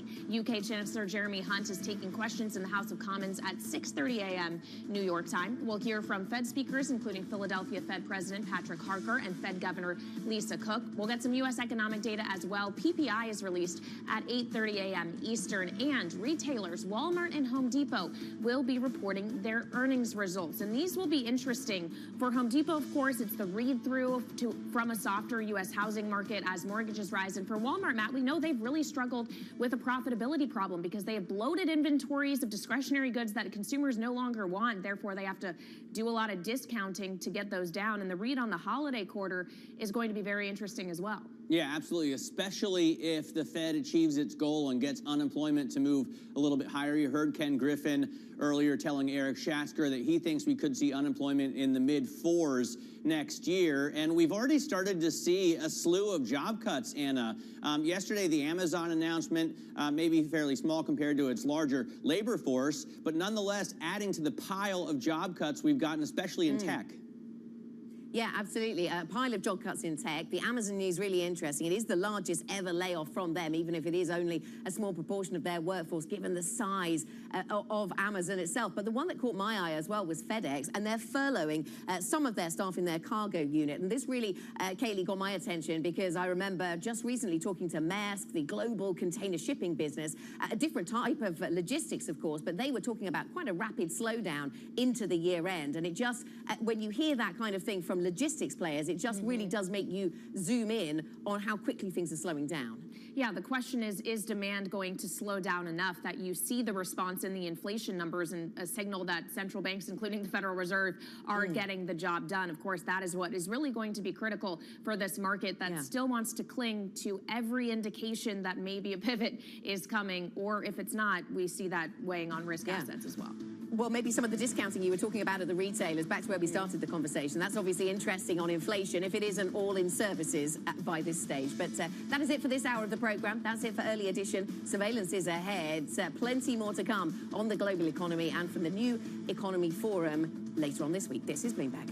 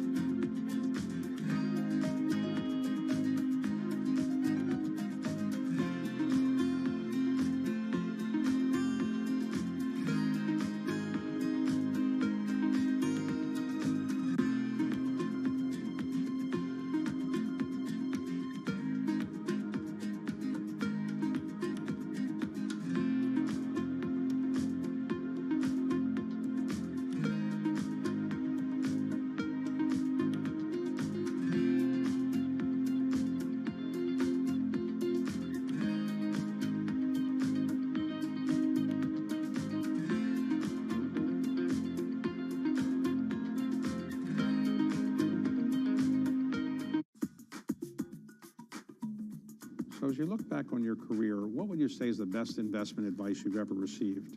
Probably the best investment advice that I never received, but that I've lived my whole life around, is surround yourself with really good people. I thought about it just today, like I do many times, what makes a great investor? A great investment firm is comprised of people who are optimists and pessimists and realists. Because in the intersection of the debates that go across that wide range of personalities is where you find truth. It's part of the reason I'm so focused on freedom of expression. I see it in my own four walls, the robust and fulsome debates around how we commit our capital, what defines a good idea, what businesses to build or pursue. That's what drives the success at Citadel. And I've been very fortunate in life to have always had a group of friends who really push me, who make me better. And here I get to work with 3,500 colleagues who in their ways make me better each and every day. And collectively, as a team, we've had the opportunity to have an incredible impact on the financial landscape around the world. Multi-trillion-dollar industry. There's a lot of ground to cover. Commodities got absolutely crushed. We'll show you what's happening in ETFs like no one else. Bloomberg ETF IQ. Monday on Bloomberg.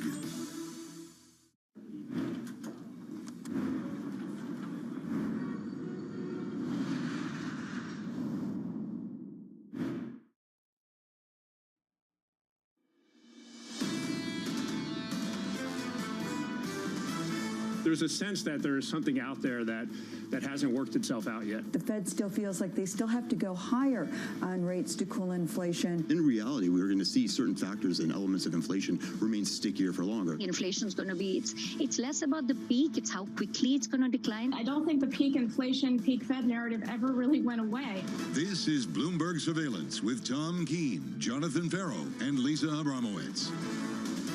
The rally resumes live from New York City for our audience worldwide. Good morning, good morning. This is Bloomberg Surveillance on TV and radio. Alongside Lisa Abramowitz, I'm Jonathan Farrow. TK back tomorrow. Equity futures up 0.75%. Bramo starting Tuesday by talking about a bull market in Hong Kong and a bull market in Germany. That's not where I thought we'd be in November. Some of the worst case scenarios have been taken off the table. The idea of China persisting with some of the zero COVID and anti-international kind of feel, as well as Germany, with German confidence coming out better than expected as you see the build of inventory of natural gas really fueling this ability for companies, for factories to remain online. It's another 1% move on euro dollar, 104. I know what a turnaround on euro dollar. On cable, sterling, 103.50 at the end of September, intraday lows. You've got to go back decades and decades and decades for these kind of lows. Cable this morning pushing 119. at 118.72. Remember when we were talking about parity? You mentioned this yesterday, and Like a people month said ago? with conviction that Sure. there was going to be parity on the pound, not the euro. There also was going to be parity and way below for the euro. I'm looking right now at the Bloomberg Dollar Index, which is actually the lowest going back to August. You're seeing that dramatic weakening. How much is that really what's fueling the optimism? This feeling that the U.S. is past peak inflation, that the Fed is going to start moving to a less restrictive stance, which is hard for me to square with reality, and then we're going to get some sort of a recovery on the global scale. We've got some retail numbers just dropping. Home Depot. Lisa's going to break that down for you. The window we're talking about right now, Citi's discussing it, Morgan Stanley's discussing it. It's the window between inflation rolling over and growth getting smashed. And within that window, you can dream. And that's what Mike Wilson over at Morgan Stanley's talking about at the moment. And we are dreaming, seemingly, up another 0.8% on the S&P 500. Home Depot out now, Walmart a little bit later. Bramo, what have you got? So interestingly, that the third quarter comparative sales was up 4.3%, beating the estimate of 3.2%.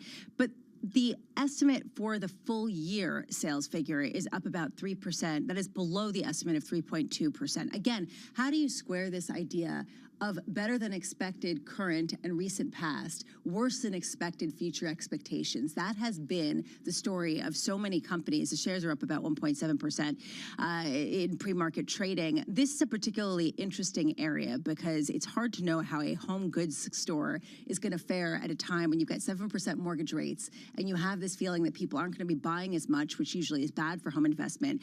But people are going to invest more in the homes that they actually have, and that might be Walmart good. coming out a little bit later this morning, as Lisa mentioned. Right now, up 1.9%, call it 2% higher on Home Depot. Let's whip through the price action elsewhere for you. Equity futures up 0.8% on the S&P 500. Into the bond market, where we shape up as follows on Treasuries. Yields just a little bit lower on a 10-year by 5 basis points to 3.80. On a 2-year, down 5 basis points to 3.34. Looking at a 30-year Bramo, just north of 4%. Yields in a couple of basis points there too. So as you were saying, as far as the day ahead, we are expecting Walmart earnings around 7 a.m. Eastern. We did just get Home Depot earnings. What I'm looking for today ahead of retail sales tomorrow is how much are we seeing a consolidation among the biggest, the companies that do have earnings power, that do have negotiation power with supply chains and other types of workers and contractors. At 8:30 a.m., PPI for the month of October, the latest read on inflation in the U.S. How much do we get? Some sort of reality check on the CPI print that we got last week that was softer than expected. Do we get a sense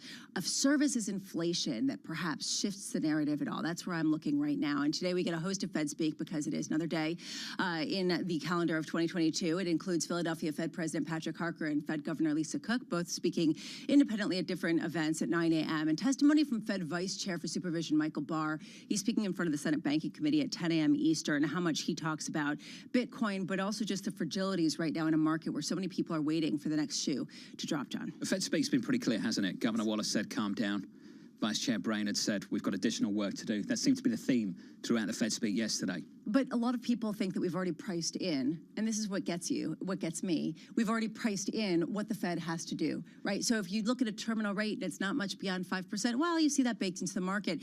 Again, though, what's the consequence for companies? What's the consequence of holding it there for month after month after month? People can hang on and not refinance for a couple months, but when you get to a year, 2 years, it starts to change. It's going to be painful when growth starts to get hit and the Fed's not moving because they're still waiting for inflation to come back down towards target. It gets a lot more painful in a stagflationary environment, which is the overwhelming consensus that Bank of America's Michael Hartnett put out there today from his fund manager survey. I saw the same thing, but do you know how many people are excited about trading against that? If you've got a consensus that large, that big, going into 2023, people start to wonder how well priced that story is. How do you trade against inflation? I mean, basically expect that perhaps you get inflation that comes down. Maybe growth remains resilient. Maybe it does. Okay. How about this for the counter argument? How much are stocks already trading as the counter argument to the overwhelming consensus on paper? Because are stocks truly pricing in right now a stagflationary environment? Why'd you have to confuse everyone 5 minutes into the program? It's my job. Joining us now is Linda Tuesday. Dussel, Senior Equity Strategist of Federated Hermes. Linda, I'll make it simple for you. Do you want to chase this rally? No, we at Federated Hermes do not want to chase this rally. This was a predictable rally, and we've been bouncing up and down all year long, pretty much in 2-month increments, if you remember the June low, and then bounced up for a couple of months later, and then bounced right back down. And what we saw last week with that great day, I think it was on Thursday, we saw money flowing into tech stocks to an outsized degree. So there's still a lot of money out there sloshing about, looking for where to invest. And you know, I travel all the time in my job. The most common question in the last 3 months was, what should I buy now? There is not the fear out there. So as much as 100% of people thought we're going to have a recession next year, maybe 100% people thought you need to buy into this rally. We've seen a lot of cuts from big tech. Meta, 11,000. Twitter, potentially half the workforce is set to go. The reports from the New York Times on Amazon yesterday. The week before, it was the Journal talking about a cost-cutting review under Andy Jassy. Does that bring you confidence, Linda, about these tech companies making the required cuts, removing the excess that they've built up? Well, yes, and of course, that's where the big increases were during the COVID shutdown, were in the tech stocks. Hundreds of thousands, I think, added onto Amazon. So, of course, they're going to cut. What we're watching is this the beginning of, is this the tip of an iceberg in terms of layoffs? And of course, we think layoffs will increase next year. But what I expect will happen in 2023 is really a slow motion realization that we are going into a recession and that earnings are going to come off. And as much as we're talking in these last couple of weeks about lots of issues, there's not a lot of talk in our view at Federated Hermes about what is likely to happen to earnings estimates coming down in through next year. But it will be slow motion because of all the cash out there.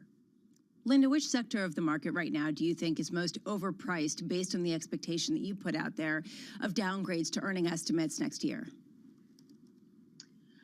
Well, the most expensive sector out there right now, if you look at forward PEs versus like 30 years of history, is actually utilities, because people just poured into utilities. And that's not because of people getting earnings wrong. It's because of people massively going into the defensive sector. Indeed, what happened in these last few months was that the tech sector, which was the most expensive sector all year long, and pockets still are very expensive, other pockets not as much, was really brought down to earth a lot. So people feel comfortable in getting back in. So it's really a motion moving all back and forth right now.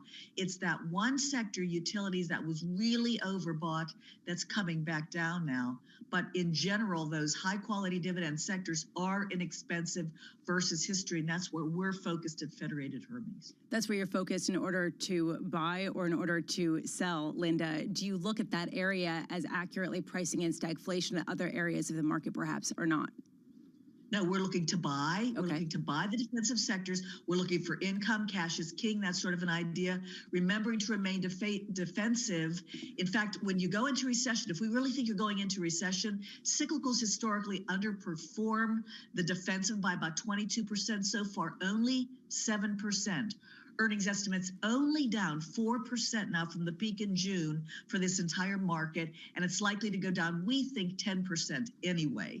So we're staying defensive here, and we're selling what looks expensive into this rally, and that is some tech for sure, some tech. Linda, wonderful to hear from you. It always is. Linda Dussel there at Federated Hermes. Not alone. BlackRock on exactly the same page. Jean Bavin and Wei Li leading the investment institute over there. They put out their weekly yesterday afternoon. It read as follows. The consensus expects earnings growth of just over 4% in 2023, down from about 10% at the start of 22. We expect zero growth. So that's the call from BlackRock. Third quarter annual earnings growth would already be negative without the energy sector. They go on to say, we need to see stocks fall more or more good news of easing inflation to turn positive on equities. And I guess the bottom line right now, Lisa, is they're not there yet over at BlackRock. And at Morgan Stanley, they're not there either. They're basically talking about how, yield is king, and it's the year of yield, and invest in high quality government bonds and corporate bonds, but not necessarily equities. Under the surface is where I'm struggling with the story here, because there are some pockets that could do really well in the equity market, and there could others that could potentially do really badly. It's unclear. Pause. There are some pockets in the equity market that can do really, really well. Lisa Browitz, that just happened. Can you run through the pockets of the equity market that can do really, really well? Because Tom Keene right now is at home in shock, wondering whether he should come back to work or not. Well, it would be ridiculous for me to say no, that nothing is potentially going to go well next year, because if you think about it, if we get to some sort of equilibrium in an equity market where you have a complete rotation in terms of leadership, if people think that tech could continue to even lose value, well, where's the leadership going to come from? It's going to come from other areas. If you believe in the beginning of a new cycle, you believe in some of the consumer discretionary, which is, again, I have a hard time saying this right now, but I understand the story come the second half of next year. I'm just saying that it's going to be a bifurcated market because so far this year it has. Do you know that the semiconductor index is up 26% in the past month? Sure. We talked about the Hang Seng, the rally we've seen in Hong Kong, the rally we've seen in Germany on the DAX. I'm just telling you, come on, that's just objectively true. In Europe, we've avoided the worst case for this winter. Without a doubt, this could have been absolutely terrible if it was colder. Run out of energy, we'd have industry shutdowns, rolling blackouts across the continent, and it looks like for now, at least, we've avoided that. That was amazing. I'm so happy this morning. I don't know what's going on. Futures up 0.75% on the S&P. In the next hour, Seema Shah will be honest too of Principal Global Investors. She joins us at about 7 a.m. Eastern Time. This is Bloomberg. Keeping you up to date with news from around the world with the first word, I'm Lisa Mateo. Well, the U.S. and Indonesia have announced a climate finance deal providing $20 billion to help Indonesia pivot away from coal power. The Biden administration calls it the largest single climate finance transaction ever. It will be outlined at the Group of 20 summit in Bali. Former President Trump is set to announce he's running for the White House again. The announcement will come tonight at his Mar-a-Lago club in Florida. Meanwhile, the billionaire founder of Citadel, Ken Griffin, called the former president a three-time loser and said he should step aside for Florida Governor Ron DeSantis. Griffin spoke at the Bloomberg News Economy Forum in Singapore. In Arizona, Democrat Katie Hobbs has turned back a prominent election denier to be elected governor. Hobbs defeated Republican Carrie Lake, who embraced Donald Trump's baseless claims of fraud in the 2020 election. The Associated Press called the race with about 98% of the ballots counted. Hobbs has a more than 20,000 vote lead. Bonus season is looking grim on Wall Street. According to a new report from compensation consultant Johnson Associates, bankers advising on mergers and acquisitions, well, they're likely to see their bonuses decline as much as 20% this year. Those in underwriting are likely to suffer the largest drop, with bonuses falling as much as 45%. And Credit Suisse has agreed to sell a significant part of its securitized products group to Apollo Global Management. Now, that will help reduce the size of a business known as SPG that soaks up capital. The sale was a key pillar of Credit Suisse's recently announced restructuring plan. Global news 24 hours a day on air and on Bloomberg Quick Take, powered by more than 2,700 journalists and analysts. I'm Lisa Mateo. This is Bloomberg.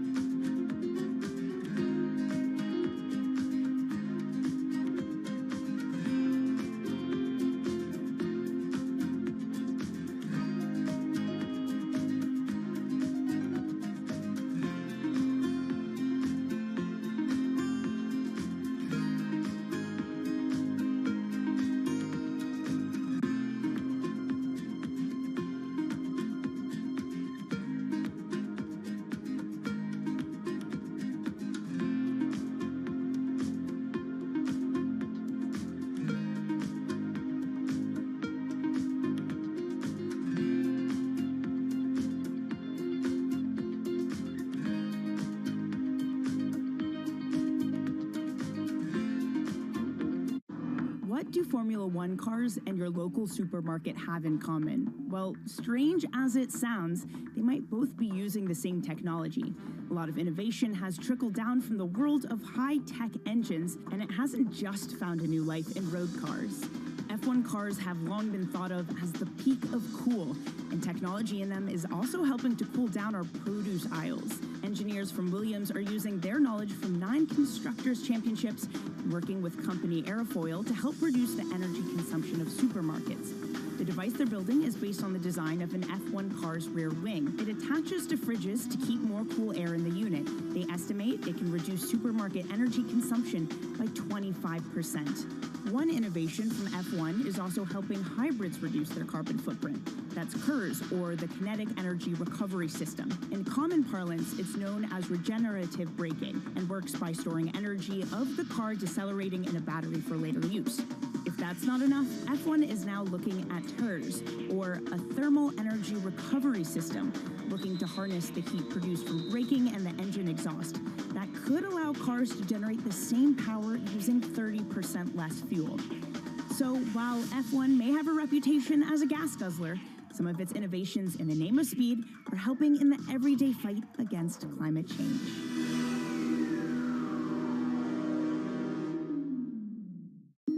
Bloomberg is live at COP27 in Sharm el-Sheikh, Egypt. Bloomberg Television and Radio brings you continuing coverage as world leaders, business insiders, and decision makers gather to take action toward achieving the world's collective climate goals. What are your top 3 priorities? There is an ability always to find the new and innovative ways to meet the challenge and at the same time take into consideration the pressures that exist. Special coverage continues only on Bloomberg, your global business authority.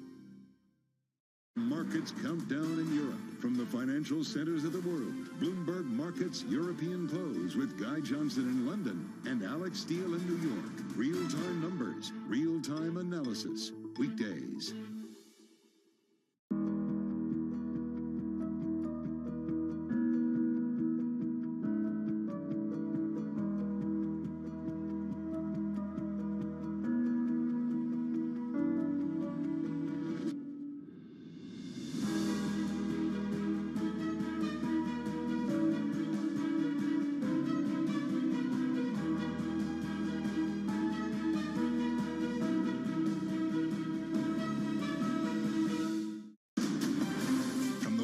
Politics to the world of business.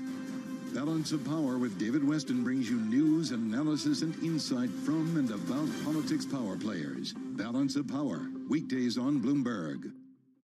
Global inflation and recession, an energy crisis intensified by war, and the aftermath of a pandemic. Today, world leaders are meeting in Bali for the G20 summit. And Bloomberg is there, bringing you the news and analysis. A confluence of economic, climate, and security crises make it a uniquely challenging time. All of these are pointing towards a big slowdown in trade. It all starts today, only on Bloomberg, your global news authority.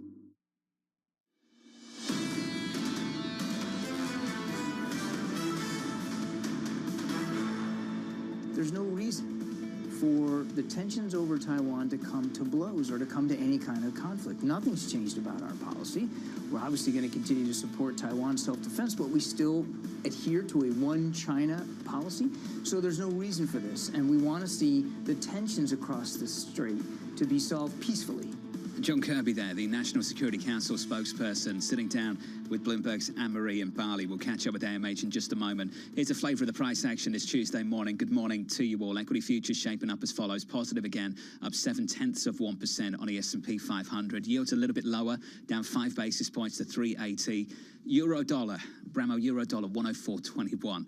Positive by 0.9%. What a turnaround in this FX market. And it feels concrete. It does not feel like just simply a technical move. There is a reason behind this, and this speaks to something you were talking about earlier, a greater degree of optimism around Europe and around the energy situation, especially with storage at a much bigger pace than people had expected. And Deutsche Bank putting out a report talking about how it's actually going to be better next year as well. China's a piece of that story. When it comes to China and the United States, there's no news, good news. Because let's face it, yesterday, no news. No news whatsoever, apart from maybe Secretary Blinken going to China, which, to be honest with you, no news. A lot of people took this to be positive in that it was a conciliatory meeting. It was not necessarily amplifying tensions.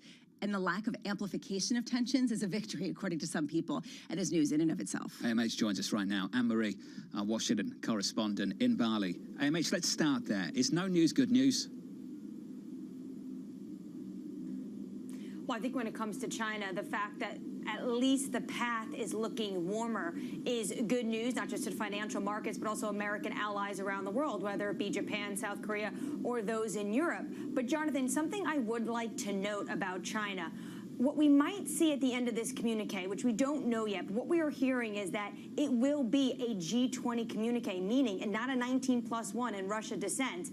And that is because the language will talk about a war in Ukraine, not Russia's war in Ukraine. It will also talk about how many members are taking aim at what Russia is doing. And Russia may sign on to this because they were frankly maybe embarrassed the fact that China would not side with them. One massive takeaway from this G20 summit is that China seems very unnerved about President Putin's invasion of Ukraine. I spoke to Admiral Kirby, and he said China has not come out and criticized it and condemned this war, but at the same time, it was a really big deal in the U.S. readout that President Biden was able to say that him and Xi Jinping both discourage and do not want to see nuclear force used. And that has been a recurring theme of Xi Jinping's bilaterals here at the G20. Anne-Marie, the president left America, left Washington feeling good.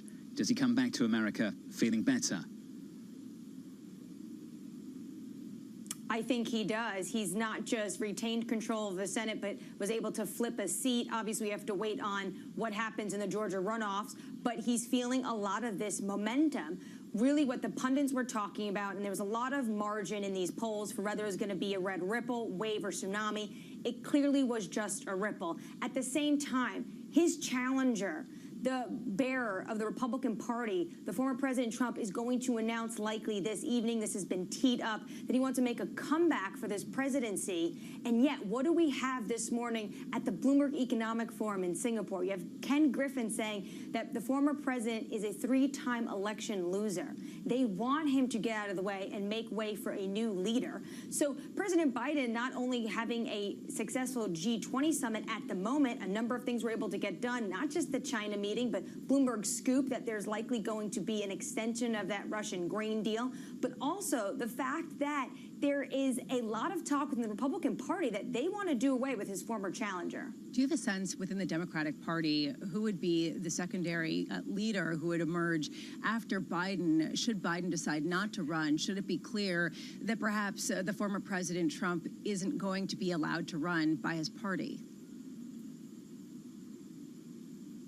Well, let's just first say that the president has said to reporters last week, and I was in the room with him, that he has the intent. His intention is to run, and he will make that announcement at some point in the coming months. So first, we should note that President Biden, especially after what Admiral Kirby says, he came here with the wind in his sails, it wasn't a red wave, he has the intent to run in 2024. Lisa, the question you're asking about who is up next, it's a wide bench. You know, many will point to the obvious individual, be the vice president, Kamala Harris, but if not her, who could it be? There's potentially a number of people who want to put their name in that hat, but the Democrats have not honed in on a name like they have on the Republican side when it comes to Florida Governor Ron DeSantis. It seems like President Biden came into this G20 with a bit more power, a bit more wind under his sails in terms of representing the nation. How is he using that? Well, I think he used that in his meeting with Xi Jinping in terms of getting that line in about nuclear force and the use of nuclear force. I would also say you do see a tip of a balance, and maybe it's China that's putting its thumb on that balance. But President Biden is looking stronger at this international meeting when his other main adversary, Moscow's, Russia's Vladimir Putin, is looking much weaker in terms of just sending Sergei Lavrov, the fact that the Russians had to withdraw on Kherson. You are seeing a more diminished Russia on the global stage and a more emboldened Biden administration. This has certainly helped the president. AMH, great work as always. Tremendous over in Bali. Anne-Marie Jordan as the G20 kicks off. The G20 Leaders Summit in Bali kicks off. AMH and Lisa were talking about those comments from Citadel's Ken Griffin on the former President Donald Trump. Here's the quote. I'd like to think that the Republican Party is ready to move on from somebody who has been, for this party, a three-time loser. Those three defeats for Ken Griffin being 2020, the Georgia runoffs back in 2021, and these current midterms. He goes on to say about DeSantis, who Griffin has backed financially, he's going to run on a record of just unbelievable accomplishment. You can hear it more and more, can't you, from Republican backers, who they want to be their guy going into the next race. This isn't subtle. Let's be very clear. Oh, it's not this at all. Is not it's blunt. subtle. People are basically coming out and saying, remember when we didn't like President Trump, former President Trump, before he came after us? Well, we still don't like him, and now he doesn't have that popularity. That has been the change in the tone. At what point do they grapple with the fact that The former president still has a lot of support among a key constituency of the Republican Party. So how do they bring them into a new fold? What does that look like? And we're going to see that with some of the leadership races, because it does seem like the Republicans are going to get the House. And who do they elect, right? Is it going to be Kevin McCarthy? Is it going to be Mitch McConnell? Who's going to be the Republican leadership representing what they'd like their goals to be? When's this address? 9 p.m.? Yeah, I believe so. Later on this evening. From Mar-a-Lago. It's going to be must-watch for Yes, many it will. people, I'm sure. Live from New York City, coming up very shortly, Gilles Moek on a better Europe. I never thought I'd say that, but yeah, a better Europe over the last couple of months. Equity futures up 0.7% on the S&P. Heard on radio, seen on TV for our audience worldwide. This is Bloomberg.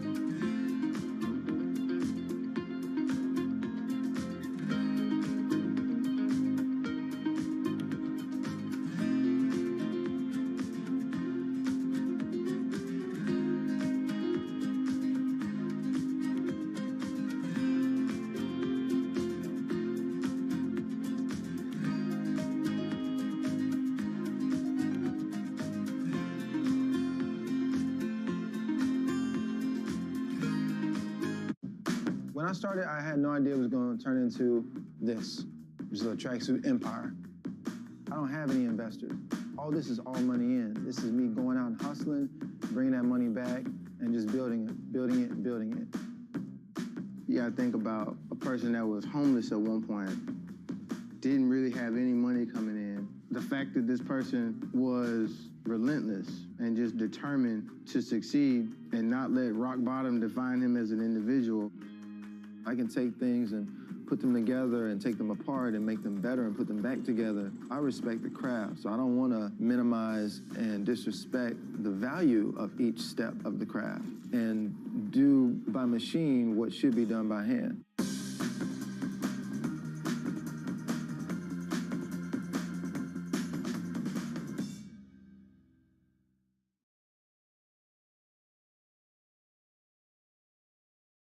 Power, policy, politics. From the White House to the Hill, Bloomberg covers the leaders in legislation. That was really a tectonic shift for this White House. The theory of this bill, as I understand it, is there'll be a multiplier effect. How did Democrats mobilize specifically younger voters? Bringing you the political news you need to know. The president has made it very clear that this is a significant focus. For the intersection of Wall Street and Washington, nobody covers politics like Bloomberg. There's this downside of where we are, but there's also this incredible upside. People are chasing fusion. They're chasing green, blue hydrogen. They're chasing battery storage. Something's going to break through. Bloomberg, your global business authority.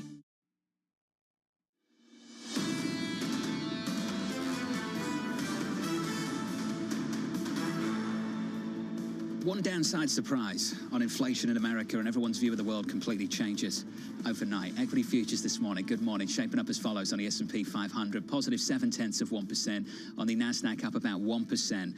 Friday and Thursday, the biggest two-day gain on the Nasdaq 100 going back to 2008. We broke that yesterday, down by about 1% on the Nasdaq. We bounced back straight away in today's session. The bond market does as well. 2s, 10s and 30s lower, again by 5 basis points on a 10-year to 380. On a 2-year, 334, briefly back through 440, so 434.66 to be precise on a 2-year. A couple of Fridays ago, pushing 480 post-payrolls, but here we are at 434. In the FX market, big turnaround in foreign exchange as well. Euro dollar, the lows of the year, 95.36, right now 104.27. So that's basically a 9% move on euro dollar.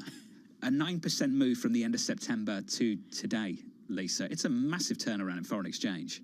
And really hints at the lack of liquidity or the lack of conviction, at least you could say, in markets for there to be such massive moves in benchmark currencies that people use.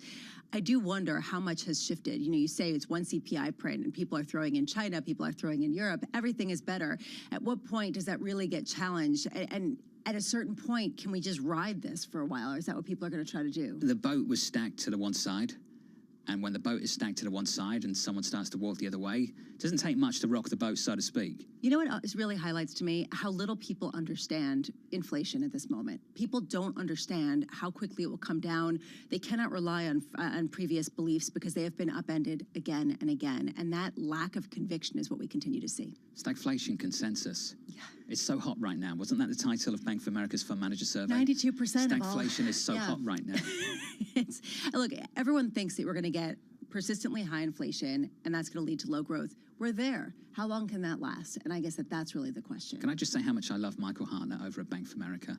And I say that because he never comes on TV. And I'm hoping one day he'll just come on TV. You can sing his praises. Never listens. Anyway, Gilles Moet joins us now. He does come on TV, the chief economist at AXA Investment Managers. He comes to New York too. Gilles, it's great to catch up, sir, as always. There is a view, Gilles, that things are better in Europe. And I'd love a reality check from you. How much better are they relative to what we feared late in the summer? Not much better. I don't think things have changed materially. I mean, what we knew on the energy side, for instance, was that